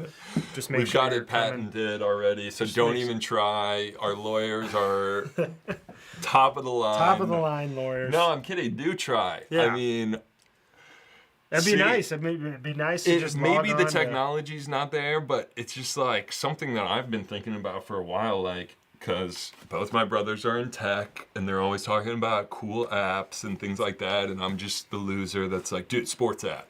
What about a sports app? Yeah. Have you thought about this? And they're like, that would be hard, the liability and a bunch of stuff, but it's like we've got the internet now, I so feel like it would why just not be about just data, right? And just getting the data from like. and a big enough group, because if only 5 people are using it, then the app Sure, sucks sure, because you sure. don't get any information from that. But I feel But like it's you like, could, and I'm not that's- going to say it's easy, and your brothers could probably comment on this a lot better than I could, but Yeah, to I'm just not be gonna able know. to grab the data from like the city of Brentwood and know when they have certain tennis events or pickleball events, or like here's the Right. men's rec And here's the basketball paid league stuff. in It'll cost you Brentwood. $50. Here's the free stuff. Yeah. People are playing here. Like, I think that would be cool. And then you have the And- community tab where the people that are actually going and playing in these leagues are going and commenting on the app and giving people a sense that have never been a part of that specific sport or that specific league to maybe. Yeah, You know, as Joe B says, the leagues are the premium, the pickup is for free. Thanks, Joe. Yeah. Our good buddy Joe is in the chat with some great ideas. Talk And about an athlete too, Joey B. What an athlete! That's a good point. And he texted me though, and he's like, "Hey, I like the idea because when I moved to a new city, that was how I met people. Yeah. You know, through sports, playing sand volleyball, and it's like." No one wants to go on Tinder and find a friend. Like, I'm searching for male friends who want to play sports. Or no one wants to go on Bumble Friend or friendfinder.com, or I don't know, I sound desperately weird here. Like I know all the friends app, but I'm just No saying. one's single. I want. Yeah, looking for friends, so I'm just kidding. But Bumble Friend, somebody Bumble had Friends. Bumble Friendship. Yeah, it's hilarious. But those apps suck. It's just weird. Yeah. I'd rather What a meet weird somebody way to go playing about. sports. Like, what are we supposed to do if I met a guy online? Like, hey, you want to go grab a beer and talk to girls? Like, I don't know. It's just like I'm sure you've let's- seen them too, but I'll give a shameless plug to. Let's play golf or let's play basketball, and then Yeah. you know we can see if we like each other, and then we can become friends. Well, I it's like- played Beer. lifetime basketball with the Bomarito brothers. They made the Guys, a popular YouTube page where Right. they've been filming. They've played against you in the Yes, league yes. too, but you know I had my preconceived notions about those guys. They went to CBC, rival high school. We hate those guys, but then you just play pickup with them a couple of times. And obviously, everyone's a little bit greater than where they went to high school. That's just a St. Louis thing. But yeah, you get playing with them, playing against them, the camaraderie that just comes naturally with sports. I think that's why we all love it. And Joey B's right. When you move to a new city, it's a perfect conduit to just go and meet new people and in Exactly. the best There should the be- best type of way. There should be an app for that. Yeah. Just simple. So there's a lot of reasons Bumble behind our Sports. show. Yeah, yeah. Bumble Sports. Uber Sports. Yeah. Bumble Sports. Something like that. I think should exist, and I think young people should get involved. Like, And we're it's- getting going here in the second half. Yeah. Okay. Yeah. Third quarter underway. Our pick of Memphis. It's still looking good. They're at home. Not a. Oh, that I almost was went gonna in say, from Derek Derek. White's hitting those. They're shooting 50%. How are they losing? Oh, They've been three-pointers. turning the ball over. Boston's made 12 threes. Memphis has made 7. That will do it. That's that will always do it. going to be the problem with Memphis. Because Desmond Bane's their best shooter. It's 5. That's the difference right there. It's 5 points. 7 as opposed to 12 3-pointers. That's the difference. 5 3-pointers. You're getting. no one on the floor. Like, even Ja Morant is their point guard, not a great shooter. Jaren Jackson, for a big, is a good shooter, but I mean, if he's playing the 4 with Edey, he's not really move. that great of a shooter known around the NBA Mm-hmm. for a power forward. Like, Boston is just content to shoot threes all night long, and it's like, I don't know, I think some people, it drives them a little bit mad, like, oh, the NBA is just threes and transitions and open dunks and not as much, 90s basketball in the post fighting and, there's tons of spacing. So I tell my freshmen all the time too, and I want them almost playing along those lines because it's efficient basketball. If you got guys that can shoot the crap out of the ball from the 3-point line, why wouldn't you take advantage of like going and getting a bucket that's worth one more point than usual, as opposed to taking a tough two? And I think there's definitely times and possessions where you need that tough two. And most of the time it's at the end of a quarter, it's at the end of a game where those shots are getting off. So you should have a guy that's able to hit a mid-range jump shot. But when I'm running my freshmen up and down the basketball court, it's wide open inside to out 3-point shots and layups. It's like if we can get those, we'll win the game most of the time. I agree. And the thing, too, about the 3-point shot, I don't know the statistics. Maybe I should have pulled this up. But I think offensive rebound, as Memphis is on a big run here. Big run. They have now... They're up 5. So the little 10-point swing, a little 10-point swing to start the third quarter. 10-0 run and last. Oh, bad pass, Morant turnover. But I think another thing with shooting threes that people don't think about that much is, and like I said, I didn't look it up, but I would bet that Boston gets a good amount of offensive rebounds just because offense has an advantage to get a rebound when you shoot from farther away. Longer. Because the defense has inside position. I don't know how to describe that. They're closer to the basket. Yeah.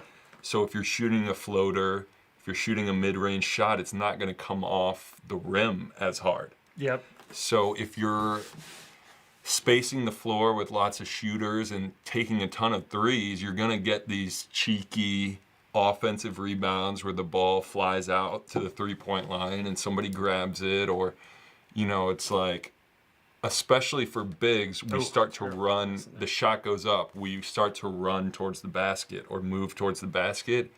And when you shoot a three, you just never know where the ball is going to land. Yep. I feel like a lot of times when you're shooting lots of threes, you actually have a better chance to get offensive rebounds than if you're taking a bunch of floaters or everything is just going towards the rim, because every NBA team has a 7'2" guy that if you're taking a floater and if it comes off the rim, he's just going to grab it. He's going to...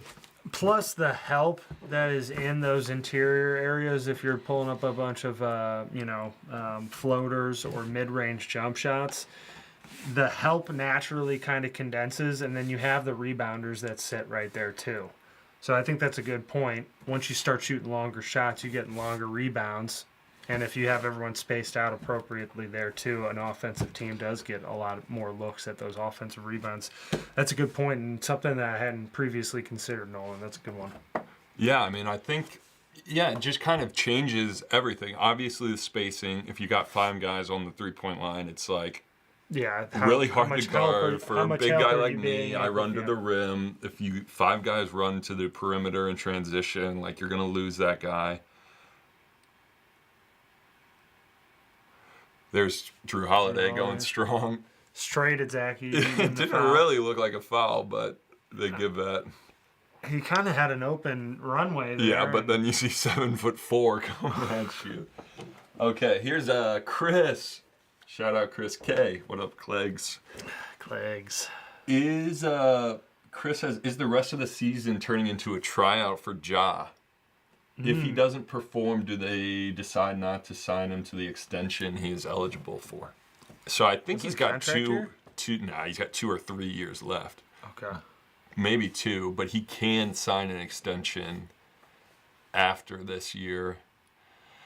And yeah, that's a good question. Honestly, if I was Memphis, I just feel like I'd probably sign him.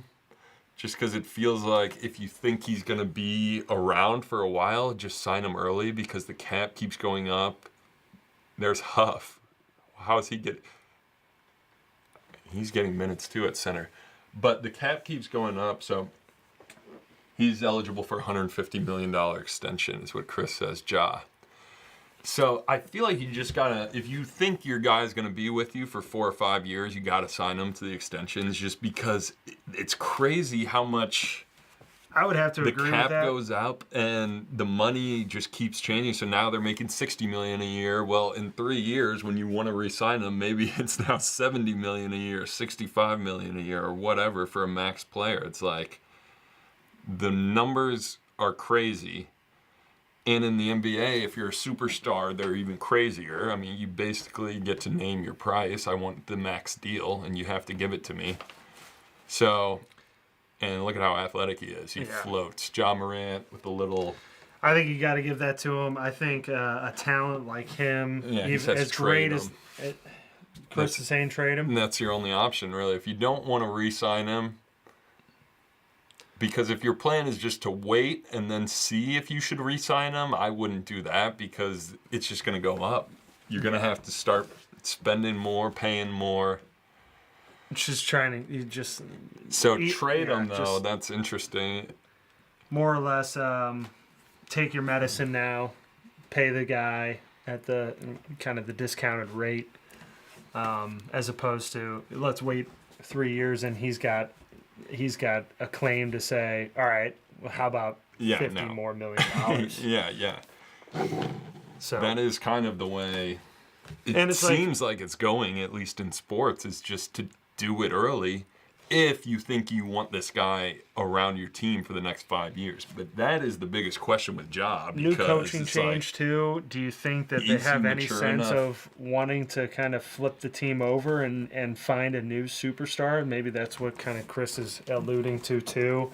If you're going to fire your coach with 9 games left in the season, are you kind of maybe indicating exactly what Chris is saying? Like, big changes.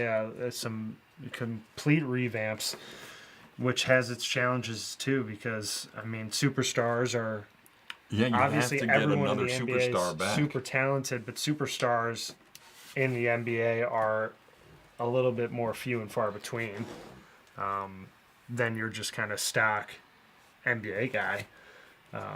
Do you give up that class of caliber of talent to just go and try and find a new guy in the draft, or just go and replace a salary basically with another superstar that may or may not be willing to want to come to Memphis to play with you? I know, it's hard. You got the cap, and you're spending so much on these guys. So I gotta also apologize to my buddy Chris Klages. I was reading our. We have a friend, a group betting. We're doing squares, so it's like the Super Bowl squares, but it's for every result in the NCAA tournament. I was reading it backwards. I had seen, so I was reading top of the 100 or the 10 by 10s of the 100 square board as the winning team. It was the complete opposite. So this whole tournament, I've been rooting for scores that weren't mine. Basically, and so I saw that Chris had what was the inverse of the score, right? And so I was like, "Dude, you won 2 Elite 8 games. Now you got to be happy."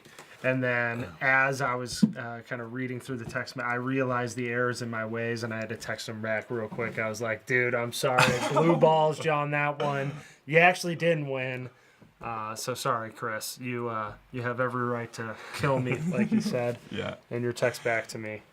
Wow. So you hyped him up thinking he won. I thought he won, and then I realized I was like, "Oh, the winning score is on the left-hand side, and the losing team is up on the top." Wow. So what do you say? Fuck you, Al. What the hell? He sure did. He's like, "I'm gonna kill you, Al," and I said, "That's fair." I said, "That's completely That's fair, but you didn't win. Chris Klages also made the travel team for the Missouri Athletic Club. Wow. Mm-hmm. Congratulations, Chris.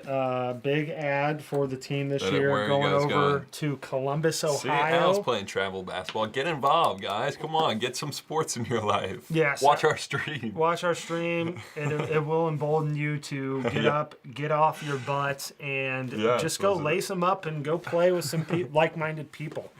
I still play outdoor soccer. I was never a soccer player growing up. Yeah, that's fun. Got into football at an early age there in 4th grade. It would have been 5th grade, 5th, 6th, 7th, and 8th, yeah.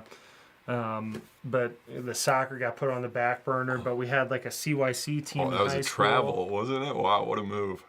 we had a CYC team in high school. Yeah, I know. So fun. That was fun. And then I got back and just met a whole bunch of like 30-somethings when we were just getting out of college, and I was 23, 24 years old, and just a bunch of 30-somethings playing keeper. Are you playing keeper? Playing keeper, yeah. Putting on the gloves every time. Oh, God. Yes. All right, we'll do our soccer take, because what I dream of, the worst player in the Premier League, Jordan Pickford.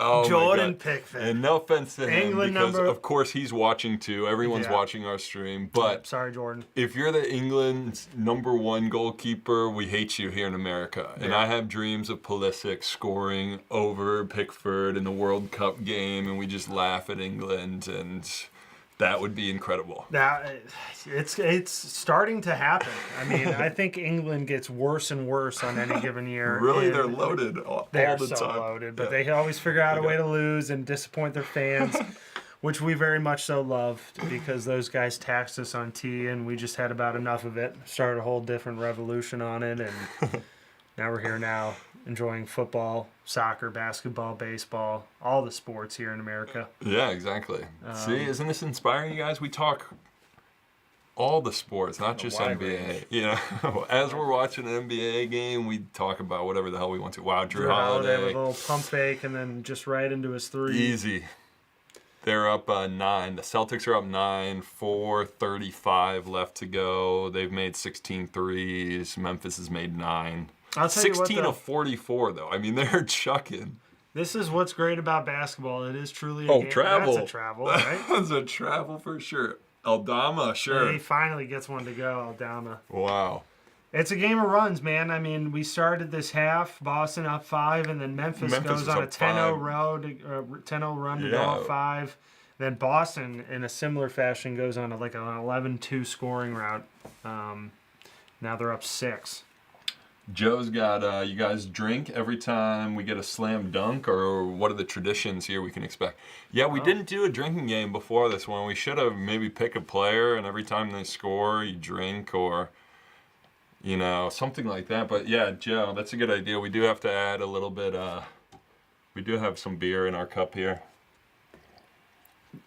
These live streams are supposed to be fun. You know, we have other videos that are a little more, you know, focused and, you know, kind of exactly what we want to say. These are a little more chaotic, the live streams. We're just kind of, we got some stuff to talk about, general topics, but we're just going through, watching a game, hanging out, drinking some beers. You know, this is fun. Send our stream around. We're going to get some other people. We got Al as a great co-host tonight. Other interviews. You know, some workout plans, some stuff like that, you know, all planned for the future. So we're just trying to grow at this point, you know, get our ideas out there. We like watching the NBA, so might as well put it on the internet and just kind of see what happens. And I think it's been fun, you know, definitely fun for me so far. So more to come. And we will add, some type of drinking game, some type of way for everyone to get involved. I know that's big on the live streams, but yeah, and if you have to leave, go to the bathroom, whatever, because I hate that on streams. Have you ever noticed where somebody's like, dude, I haven't heard anything you've said for like the last 5 minutes because I've had to pee so bad. Yeah. It's like, sometimes that happens on like the Joe Rogan experience. Yeah, exactly. Too. It can't be that important. I'm just like, say I have to go to the bathroom.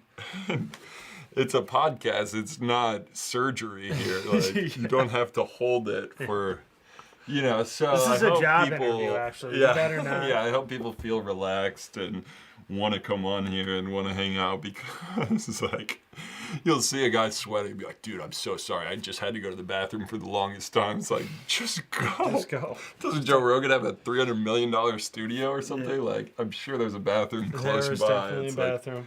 So go grab a beer, go to the bathroom, you know. It's funny because then Bill Murray was on the Joe Rogan Experience, and during the middle of one of his jokes, he was like, I gotta take a piss. Yeah. It's like, right, that's the way it should be. But some people are too scared to just be like, hey, sorry, I gotta take a piss right now. We gotta pause. You know, we gotta I know we're in great banter.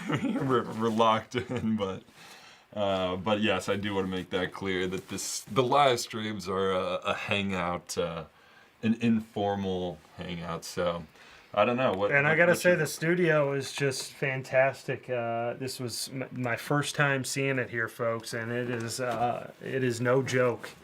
A legit studio office down here in Nolan's basement. He did a fantastic job.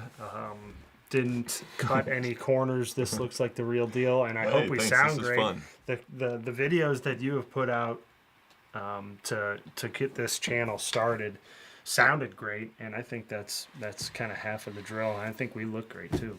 Did, yeah, I think so. And we're gonna add more.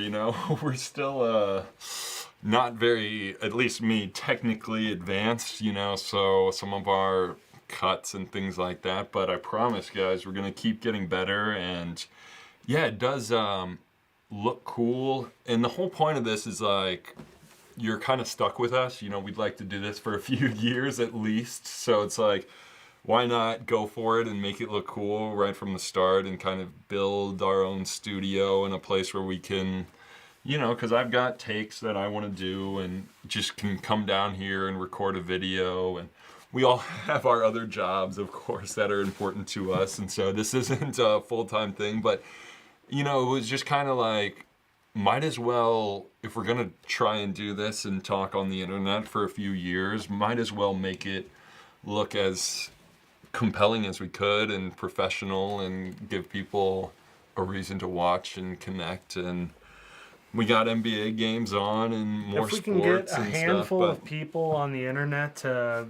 say, hey, you know what, these guys were, rambling about basketball for hours on an end, but I caught a couple of minutes of it and it actually inspired me to go join a league, then I feel like that's a pretty big win too. And we do this stuff anyway in our friend group. We talk hoops, exactly. We talk sports all the time when we're out, drinking a beer or... So might as well see if people can connect with it. And yeah, let us know. Take a prediction. When is the first time one of our sound panels is going to fall down during a live stream? That's what we want to know, Is it going to be live stream? These look solid. These look sturdy. Live stream number 100. Something going to fall off? Get in the chat. Make your predictions. And with that being said, since we brought it up, I would like to give a shout out to Clyde, who is my brother's dad that really helped us set this whole thing up. Big shout he's a out, great Clyde. Photographer here in St. Louis and has helped set up studios for, internet shows and people wanting to do podcasts and stuff like that in the St. Louis area. So, when I went to him, he was like, well, pitch me on your idea. Like, what do you guys want to talk about? What would the show be about? And, right away he was like, yeah, I'd love to get involved. And I know I did call him my brother's dad, but my brother is technically my half-brother, but I'm the youngest, so ever since I was born, he's been my brother, so I just call him my brother. But we do have different dads, so yeah, it is funny, but it was nice.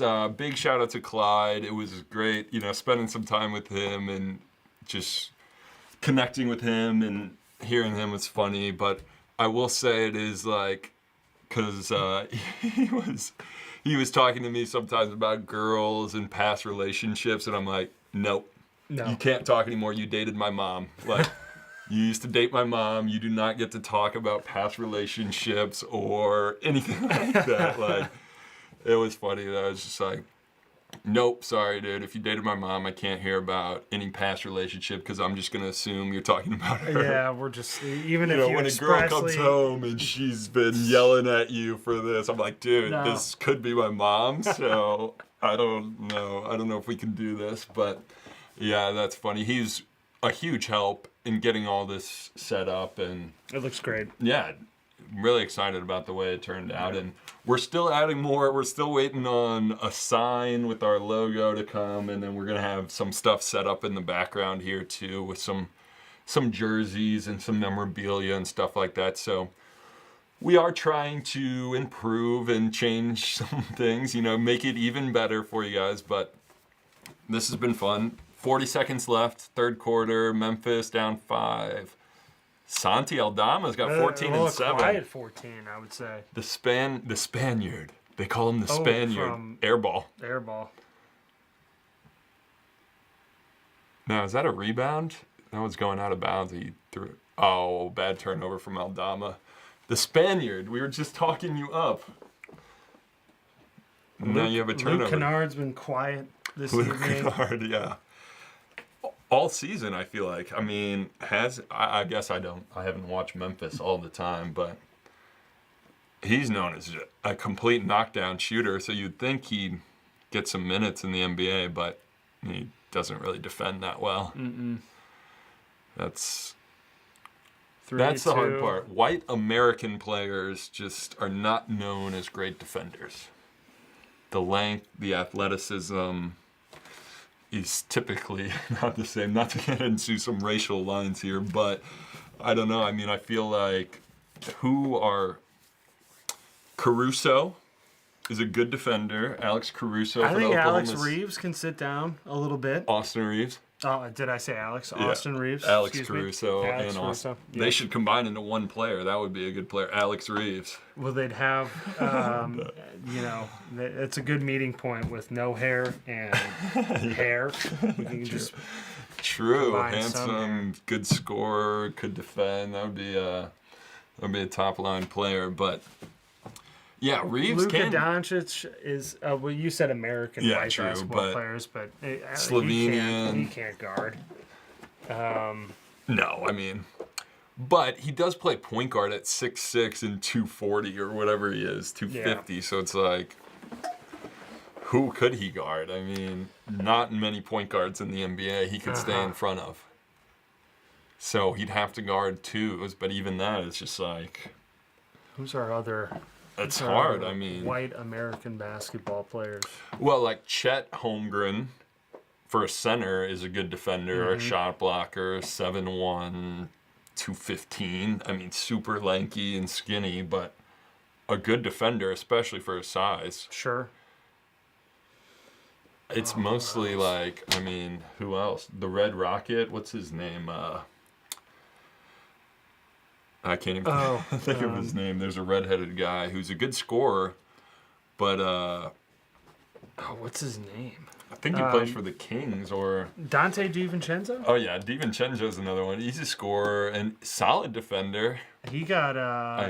Did you see that brawl? I think that was either last night or the night before. There was just a huge brawl. Oh, Kevin Huerter. Thanks, Chris. Yeah. You're right. Kevin Huerter, redhead. Solid, but seemed more known as a scorer. Definitely. Zach Collins is another white American guy who's known as an offensive player. I don't know. There's a few, but not many defensive stoppers. No. Just like through and through, like lockdown guys. Caruso's got to be the best. Yeah. Let us know in the chat. Let us know in the comments. It's a good point. We might clip this up for a nice little video here. Who's the best white American basketball on-ball defender? I think it's got to be Caruso. Caruso for a guard and probably Chet for a big. There's Hauser. Yeah, Hauser's a good shooter. He's on. Peyton Pritchard. I wouldn't call him a defender either. Well, I think he's given up about 3 and 1s on Ja today. Yeah. Ja is not a good matchup for him. Yeah. Too athletic, too quick. As they say, do not leave your feet, young blood. Oh, here's. Wow, if only we had sound. We'd love to hear his finish second game. Tomas.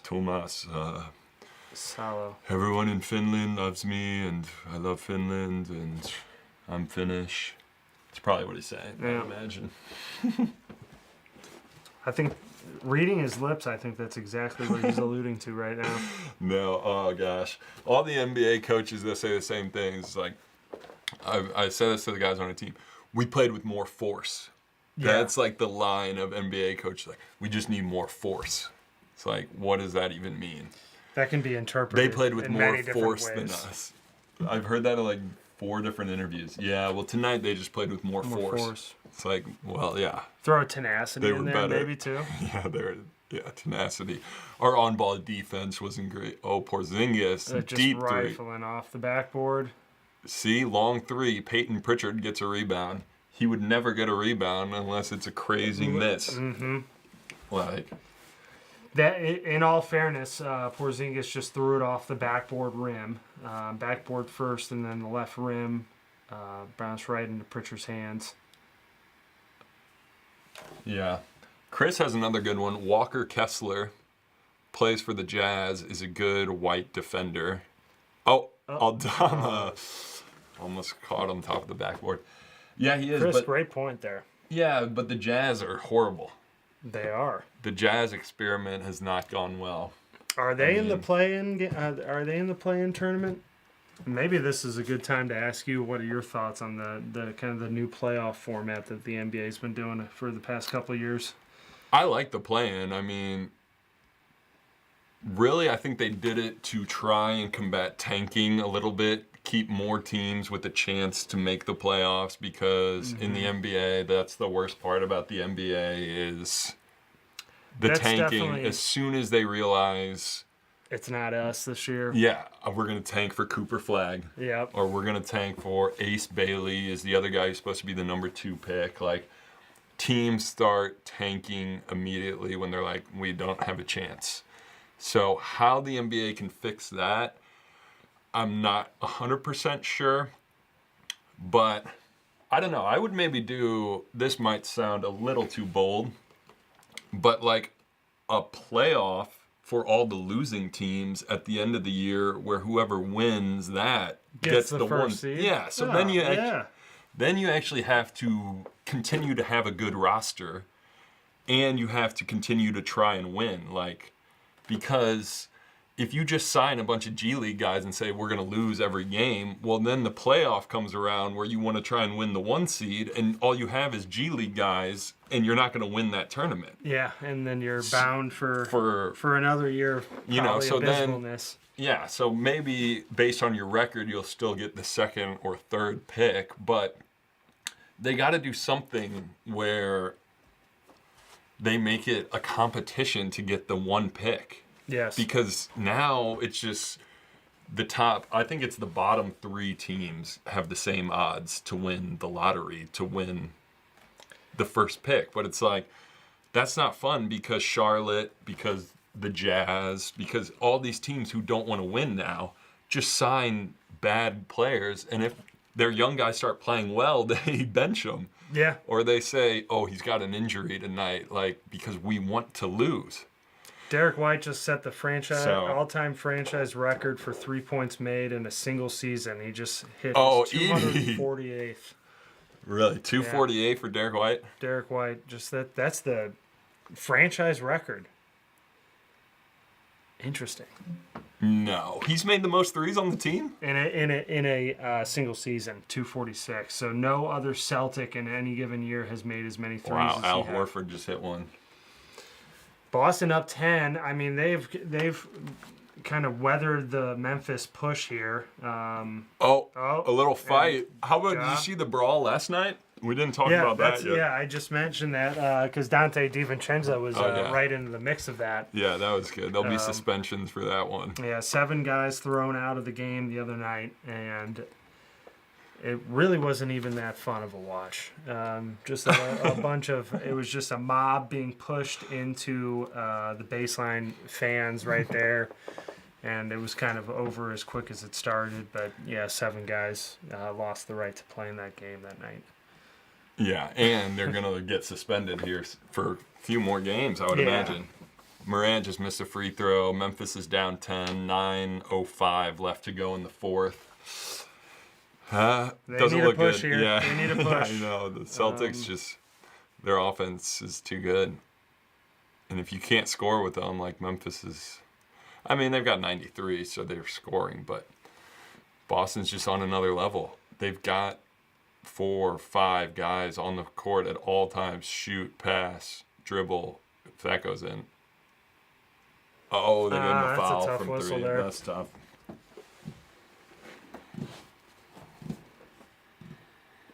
Yeah, the score, the little sports score app that I use had a little, hey, there's a brawl happening that went into the stands, and I pulled it up, and I thought it was going to be like Malice at the Palace type That stuff. did get into the fans a little But bit. it was more of like A-Rod was in the mix, I heard. Yeah. There was some former good NBA celebrity guys right there. there, Yeah, too. that were big guys. Just pushing people. It's good fun. What, have you ever been involved in a brawl like that, playing basketball? No, not Yeah, really. not really. I mean, Not really. I tried some to yelling lead. and some pushing. I tried to lead with my slick tongue out there and get under people's skins, but as soon as like it's starting to like threaten violence, then it's like, well, I just won. I'm just over here talking shit, and now you're talking about going out into the parking lot. It's like, I thought we were just playing basketball. Yeah. I didn't mean to hurt your feelings. That's part of competition is like, especially basketball, such an ego sport. Like, I don't know, 5 guys on the floor, but you just feel like people are watching you, so you get into it. It is like you're more willing to like go on an ISO play a little outside of coach's demands when like someone scores on you. You feel like you got to go give them one back. It kind of comes it tit becomes for tat personal. thing. Yeah, for sure. And some guys that's how they play the game, is they're always talking. And at least for me, playing in Europe, a lot of coaches, a lot of European players, guys did not like that from Americans, who every practice would be like, you can't fucking guard me, nobody can, Yep. And it's just like, that's how some people in America play. Like, every day they're going to have an edge. Every day they're going to be like, you can't guard me. Yep. And some people take that really personally. Very personally. And they're like, it throws them off. And it's like, he's using this is how he plays to get himself going. Like, when it throws you off and you get all sad and like he's mad at you, it's doing exactly what he's trying to do, which is get under your skin. It's so funny you mentioned that. We when I played, and I didn't even finish my pedigree earlier, but we got into talking about sports that were outside of me. But I played Division III college basketball at Illinois Wesleyan. That was when I decided to just play basketball. But my junior year, we go up to Wheaton College up in Illinois, in Wheaton, Illinois. It's a nice little suburb of Chicago. I think some people would be disagreeing with that. That's probably their own little thing. They don't want to be associated with Chicago in itself. But great rival school. They had a kid named Ashton Francis that played overseas, could shoot the absolute shit out of the ball. That's regardless of the point. That's beside the point. They accidentally left one of their scouting reports. Big no-no. In the world of basketball. They left one of their scouting reports sitting around, not like in our locker room, but kind of on the way to the locker room. It was sitting there, and one of the few things that was written under role player extraordinaire Alec Bausch was "Do not engage." That's exactly what he wants.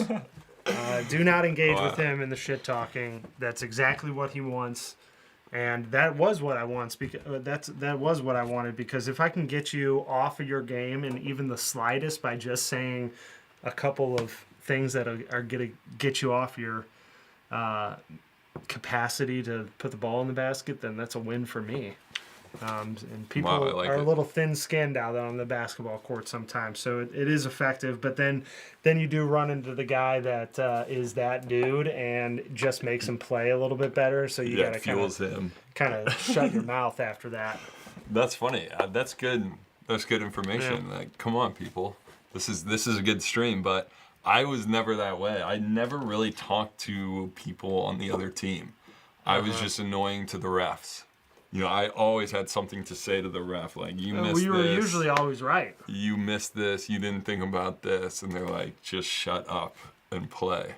Like, just little things that I'd always say to the refs. I think it's funny, but I don't think that really got into their head. If anything, they probably give me less calls after that. But it's just like I said, it is an ego sport. To a certain extent, you can't control it. Like, a call goes against you, you just react and say, no. Like, absolutely not. You missed that. You didn't see this. What about down there? I got hit 30 times harder. Yep. I mean, that is the hard part, though, about the NBA and basketball is, like, it is a judgment call from the refs because if Steph Curry hits Joel Embiid with 50% of his force, it might not be a foul because it might not affect Joel Embiid that much. In the slightest. But if Joel Embiid hits Steph Curry with 5% of his force, it could send him flying because they're just different sized humans. Like, that was the thing with Shaq is, like, you could wrestle him to the ground and it wouldn't be a foul because he's so big and so imposing. But if he ever touched anyone like that, that's an automatic foul. Maybe. What happens when the unstoppable force meets the definite movable object in that? Right. I'm giving a little credit to the refs here. It is hard to determine those things sometimes, but it's like I'll give credit where credit's due too, and I wasn't shy about, and I'm still not shy about talking to the other team, but I am definitely not shy with letting a referee know that he definitely got that one wrong. A good go-to in the men's league is like, just expect the makeup call on the other end. That one's fine. I just got to get the makeup call on the other end, please. Oh yeah, I always do this. Just say you missed it. That's all I want to. That's all we ever want. Just condescend. Just say you missed it. Just tell me you got it wrong. You got it wrong. I will run down to the other side of the court. That's what I always say, but they won't admit to that. No. And the best refs do. They'll come at you before you even say something like that. It's I might have missed that one. Yeah. I didn't get that one right. yeah. True. All right. Then I won't say anything. Yeah. Bam. I can't say anything. Now we can work together. This is good. That's funny. We got Boston by 13. Whoa. Yeah, they've kind of pushed away away hard for here. me to do the math. Yeah. I'm kidding. The score is going up here, but yeah. Well, that's why these live events are fun. I think live streams, we hope to keep bringing you these. But in the NBA, you never know. Sometimes there's a blowout. Sometimes it's a close game. Sometimes, you never really know what's going to happen. So just coming on here, being live, trying to build a community that way is a lot of fun for us. So. Do you like 82 games in a season? I think they got to cut that down. I mean, you can't go that low, but maybe 70 or 68, I've heard, things like that. I think whatever you can do to mitigate one of the other criticisms that you can bring forth about the NBA is, as expensive it is to get into these big market teams, stadiums, and you're an 8-9-year-old kid that idolatrize LeBron James, and he's on a rest night that night. Yeah, it's horrible. It's like, I think you if just paid $300 for a ticket. I think obviously these guys need their rest. They're professional athletes. They're going balls to the wall on any given night, but it is their job in a sense to get that done. But I think if you kind of shorten the season just a little bit, I think that 70-game range is pretty solid. Cut back on the back-to-backs. Like Memphis has got to play tomorrow night. Like, I'd imagine that's going to be hard. Yep. After a loss, of course, they're going to be fired up to win, but still, like, your body... I get that they're playing at home, so they get to go home, but sometimes you're on the road and then you go play the next day. Like, after running into 7-footers all night, like, you're going to be sore the next day. You're not going to be able to move as well. And this is Sports2L, so I feel comfortable bringing this up too, but, like, I would like to see a sense of, like, some of the NHL hockey grit in these NBA guys too. I think it is an ego game up here too, but I think those guys, you got guys in the playoffs in the NHL that are They'll playing play through anything with cracked tibias out there. They're playing with broken elbows. Their shoulders separated. Right. But they're still going out there, going to war. And in the playoffs too, I think these guys, become a little bit more Teflon than in the regular season, where they're more apt to take a rest night. Yeah, I agree with that. In the regular season, if they're not feeling 100%, basketball players are prima donnas a little bit. We have to admit that, Yep. Tall, lanky guys, we don't want problems with our knees or ankles. So if we're feeling sore, a lot of these superstars are just going to miss the game. I mean, I agree with you that it's a good take by Ja there. Yeah, that was super athletic. Cut it to 11, but they got a lot of work to do with 4:30 left. But yeah, I think you're right. I think. But I think the ego part of the NBA relates to that too, because hockey, no one really knows the hockey players that well. No. I mean, of course, the fans that are diehard fans, but in generally market, in the team, public, NBA guys are looked at. So if they're not feeling 100%, they're just gonna say, "Nah, I'm not gonna play tonight." Like they really want to be able to put on a show, be at their best. Where hockey, it's like, okay, I'm 60%. Let's fucking go. Yeah, exactly. Like, I'm ready to go. I want to hit somebody. NBA is like, okay, I'm 60%. I'm not going to be as athletic or able to jump as high. Maybe I should just rest and ice. You add that other dimension to a sport with the jumping and the just like the in the air nature of basketball. That's not something you get on the hockey. It's all kind of on the same plane. You got guys doing bunny hops out there trying to avoid like a stick or a skate. But yeah, these guys are doing. They're putting life and limb on the line sometimes when they're going up for alley-oops or dunks. I mean, you see it sometimes too. The legs swing out from underneath when you're grabbing on the rim, and sure you can go over your kind of dangerous hockey plays as well. But I think it's a little different on the body, especially when you're dealing with guys that are 7'4" and right. Kind of all the hockey players are all the same similar size out there. It's a little different on the knees when you're 7'3" as opposed to certainly. And if you're banging with another big guy all night, it's like you have to be sore after that. Like I know they don't play as much in the post, but every rebound, somebody is trying to get a forearm on you, trying to stick physical. Their leg, give you a little dead leg, like move you with their lower body. It is, more physical than I think a lot of people give NBA players credit for, but I definitely agree it's a prima donna sport. They want things just right. Yeah.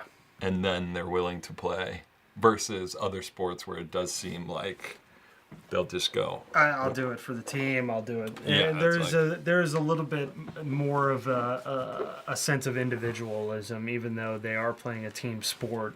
You got your stars out there. You got your fashion show models showing up to to It's a little prima donna. I think that's a good. Yeah, no, definitely. They've got the fashion. Yeah. The new sweaters, the all the brands. Yeah, they got, Jordan and Gucci and whatever the nice brands are that I don't know about. But yes, it is a lot different culture. Yeah, we are on a commercial break here, but before we went to the break, Memphis cut it to 9, so we got 9 with a little bit more than 4 minutes left in this game. 3 possessions. Memphis is making it interesting. They're certainly making. Can they cover at least 5 points? Yeah, I was just about to say the spread is interesting. It's up. It was 5. A 5. Yeah, I think it is 5. Yeah, they've got a chance. Okay, well. Thanks for tuning in, guys. This has been fun. Yeah, this has been a blast. I got to let all of our viewers know my ultimate goal of coming on and being on this podcast is just it's just a continued effort. It's been about a 3-year effort now to have Nolan join the Missouri Athletic Club so he could start traveling with our team, make us even that much better. But we're looking to have a really solid team out in Columbus this year. Okay, I'm ready. Now that this has all come together, next step is joining the MAC Basketball League. Come on, guys. Let's go. Let's make our dreams come true. It's fun, too. The competition out in these tournaments is no short of very talented. I mean, we ran into guys from Spokane. And got a bunch of Gonzaga guys on that team.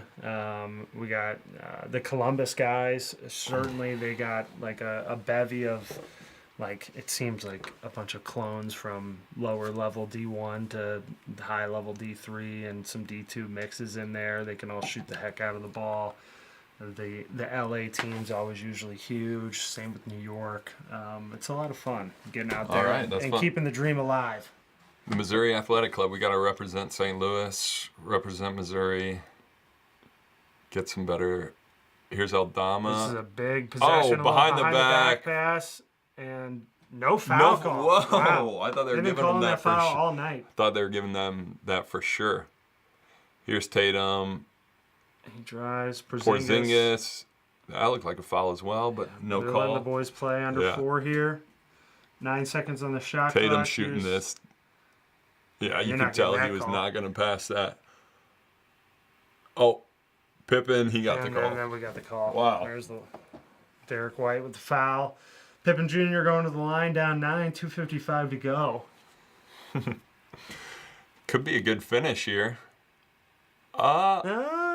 That seems like a pretty good no call. They were showing the replay of the Porzingis challenge on Ja Morant. He slapped his hand, I He was guess. holding his hand by the time he got him to the ground. That's Derek White, good shot blocker. So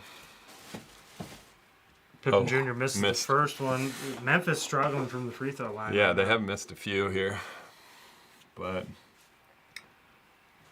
2:55 left in the game. Can Memphis come back? Down 9. At home. New coach. Oh, technical. What happened?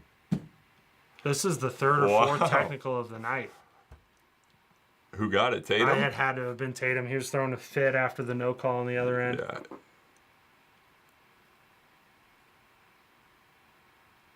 He said something. He had to have said something because he just crazy. He grabbed Jason grabbed he said the that's rebound. fucking bullshit.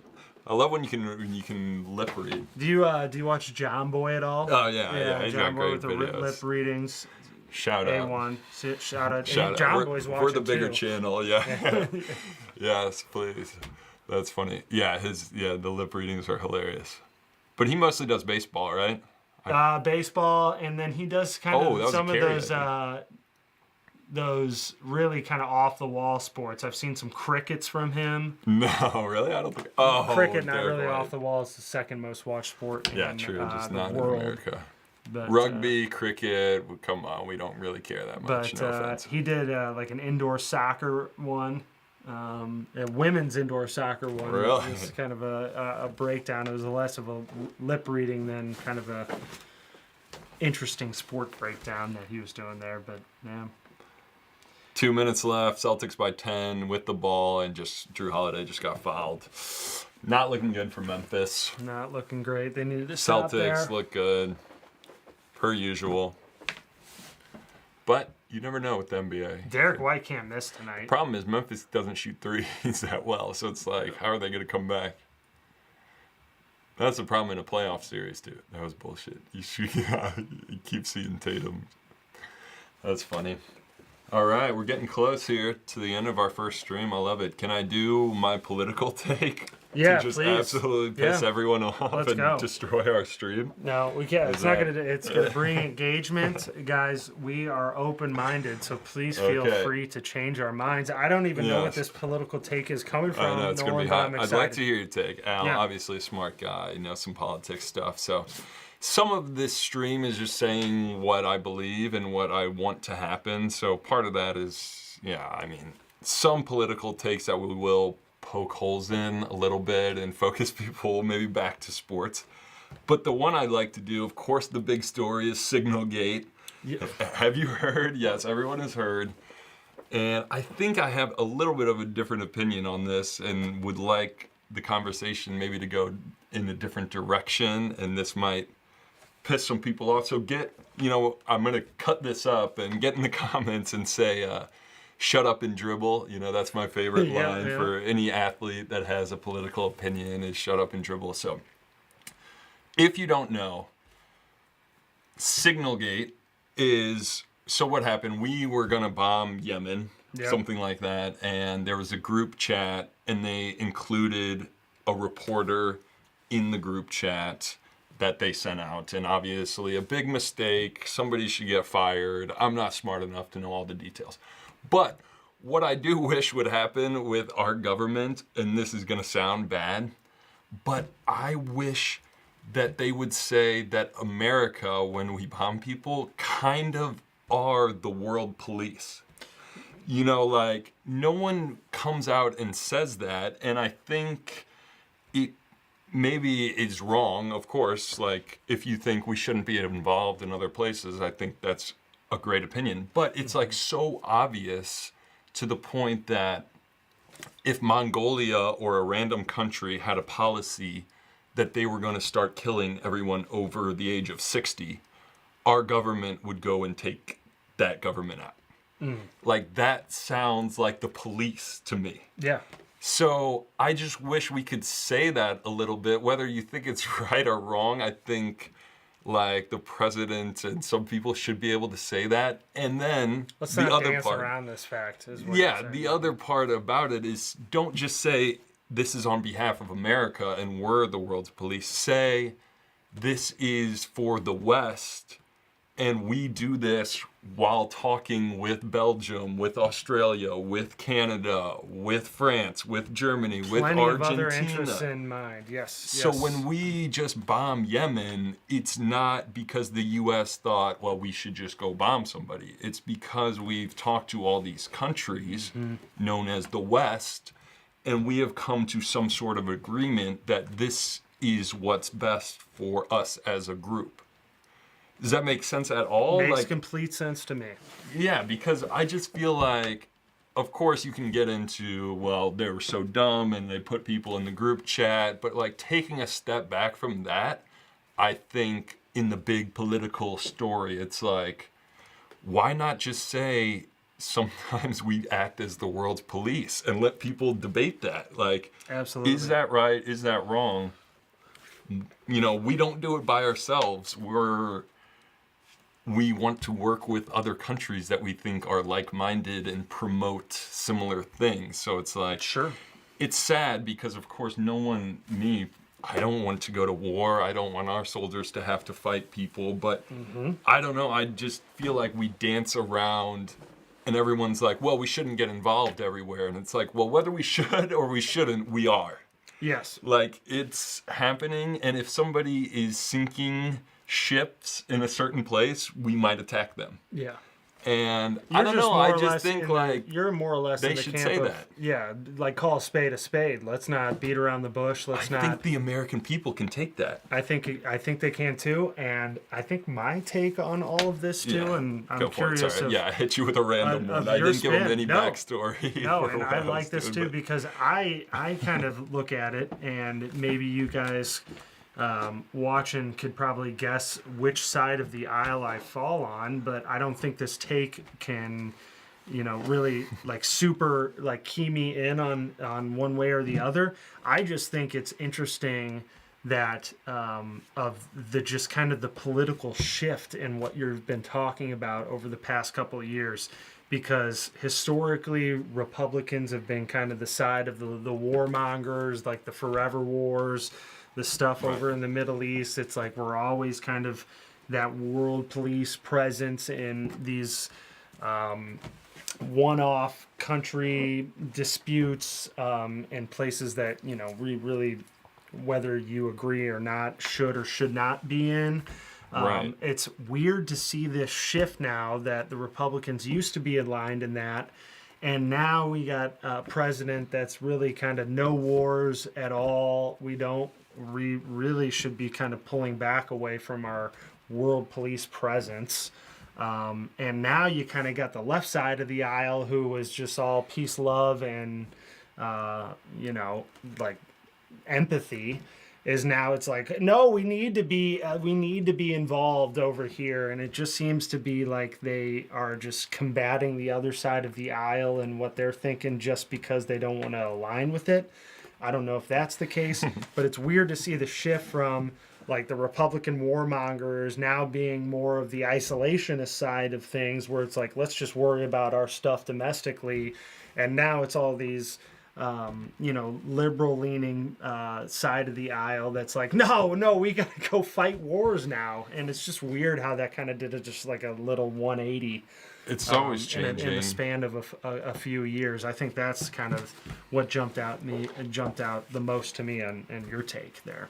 Yeah, no, I think that's right. I mean, it's just, of course, I think there's a middle ground, and by no means am I saying, like, I'm so glad that we're the police and we get to do all these things, but it's just like, I think in America we should be able to have a discussion about that and just say, like, I don't know, this group of countries kind of views themselves as, like, we're going to have an impact on most situations that are going on around the world. Like, and I'm not saying that's a good thing. I'm not saying it should lead to war or taking other people's stuff or anything like that. But I don't know. I just feel like somebody in some administration should just come out and say that, like,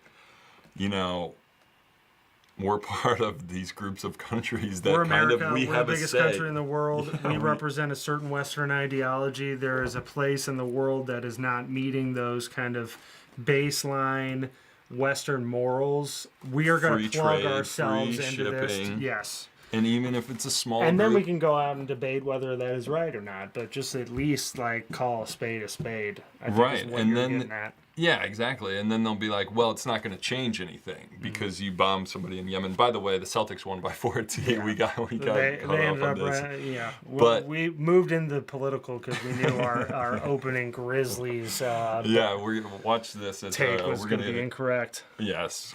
But it is mostly a sports show, but we will get into some deeper topics. So if there's ever any rants you want to go on, things that you want to say, because I don't know, I just think in this specific situation, it's become such a big story, and I'm just like still confused that we're not even debating the thing that's kind of obvious. Like, we do get involved in lots of situations, and we will moving forward, and it's like, even if it doesn't change anything, I think there's an argument that people are like, well, if you attack them, it's not going to change anything. They're still going to sink ships or attack ships or whatever, and it's like, but that's not really the point, because if you arrest somebody for stealing a pack of gum, somebody might just steal a pack of gum the next day.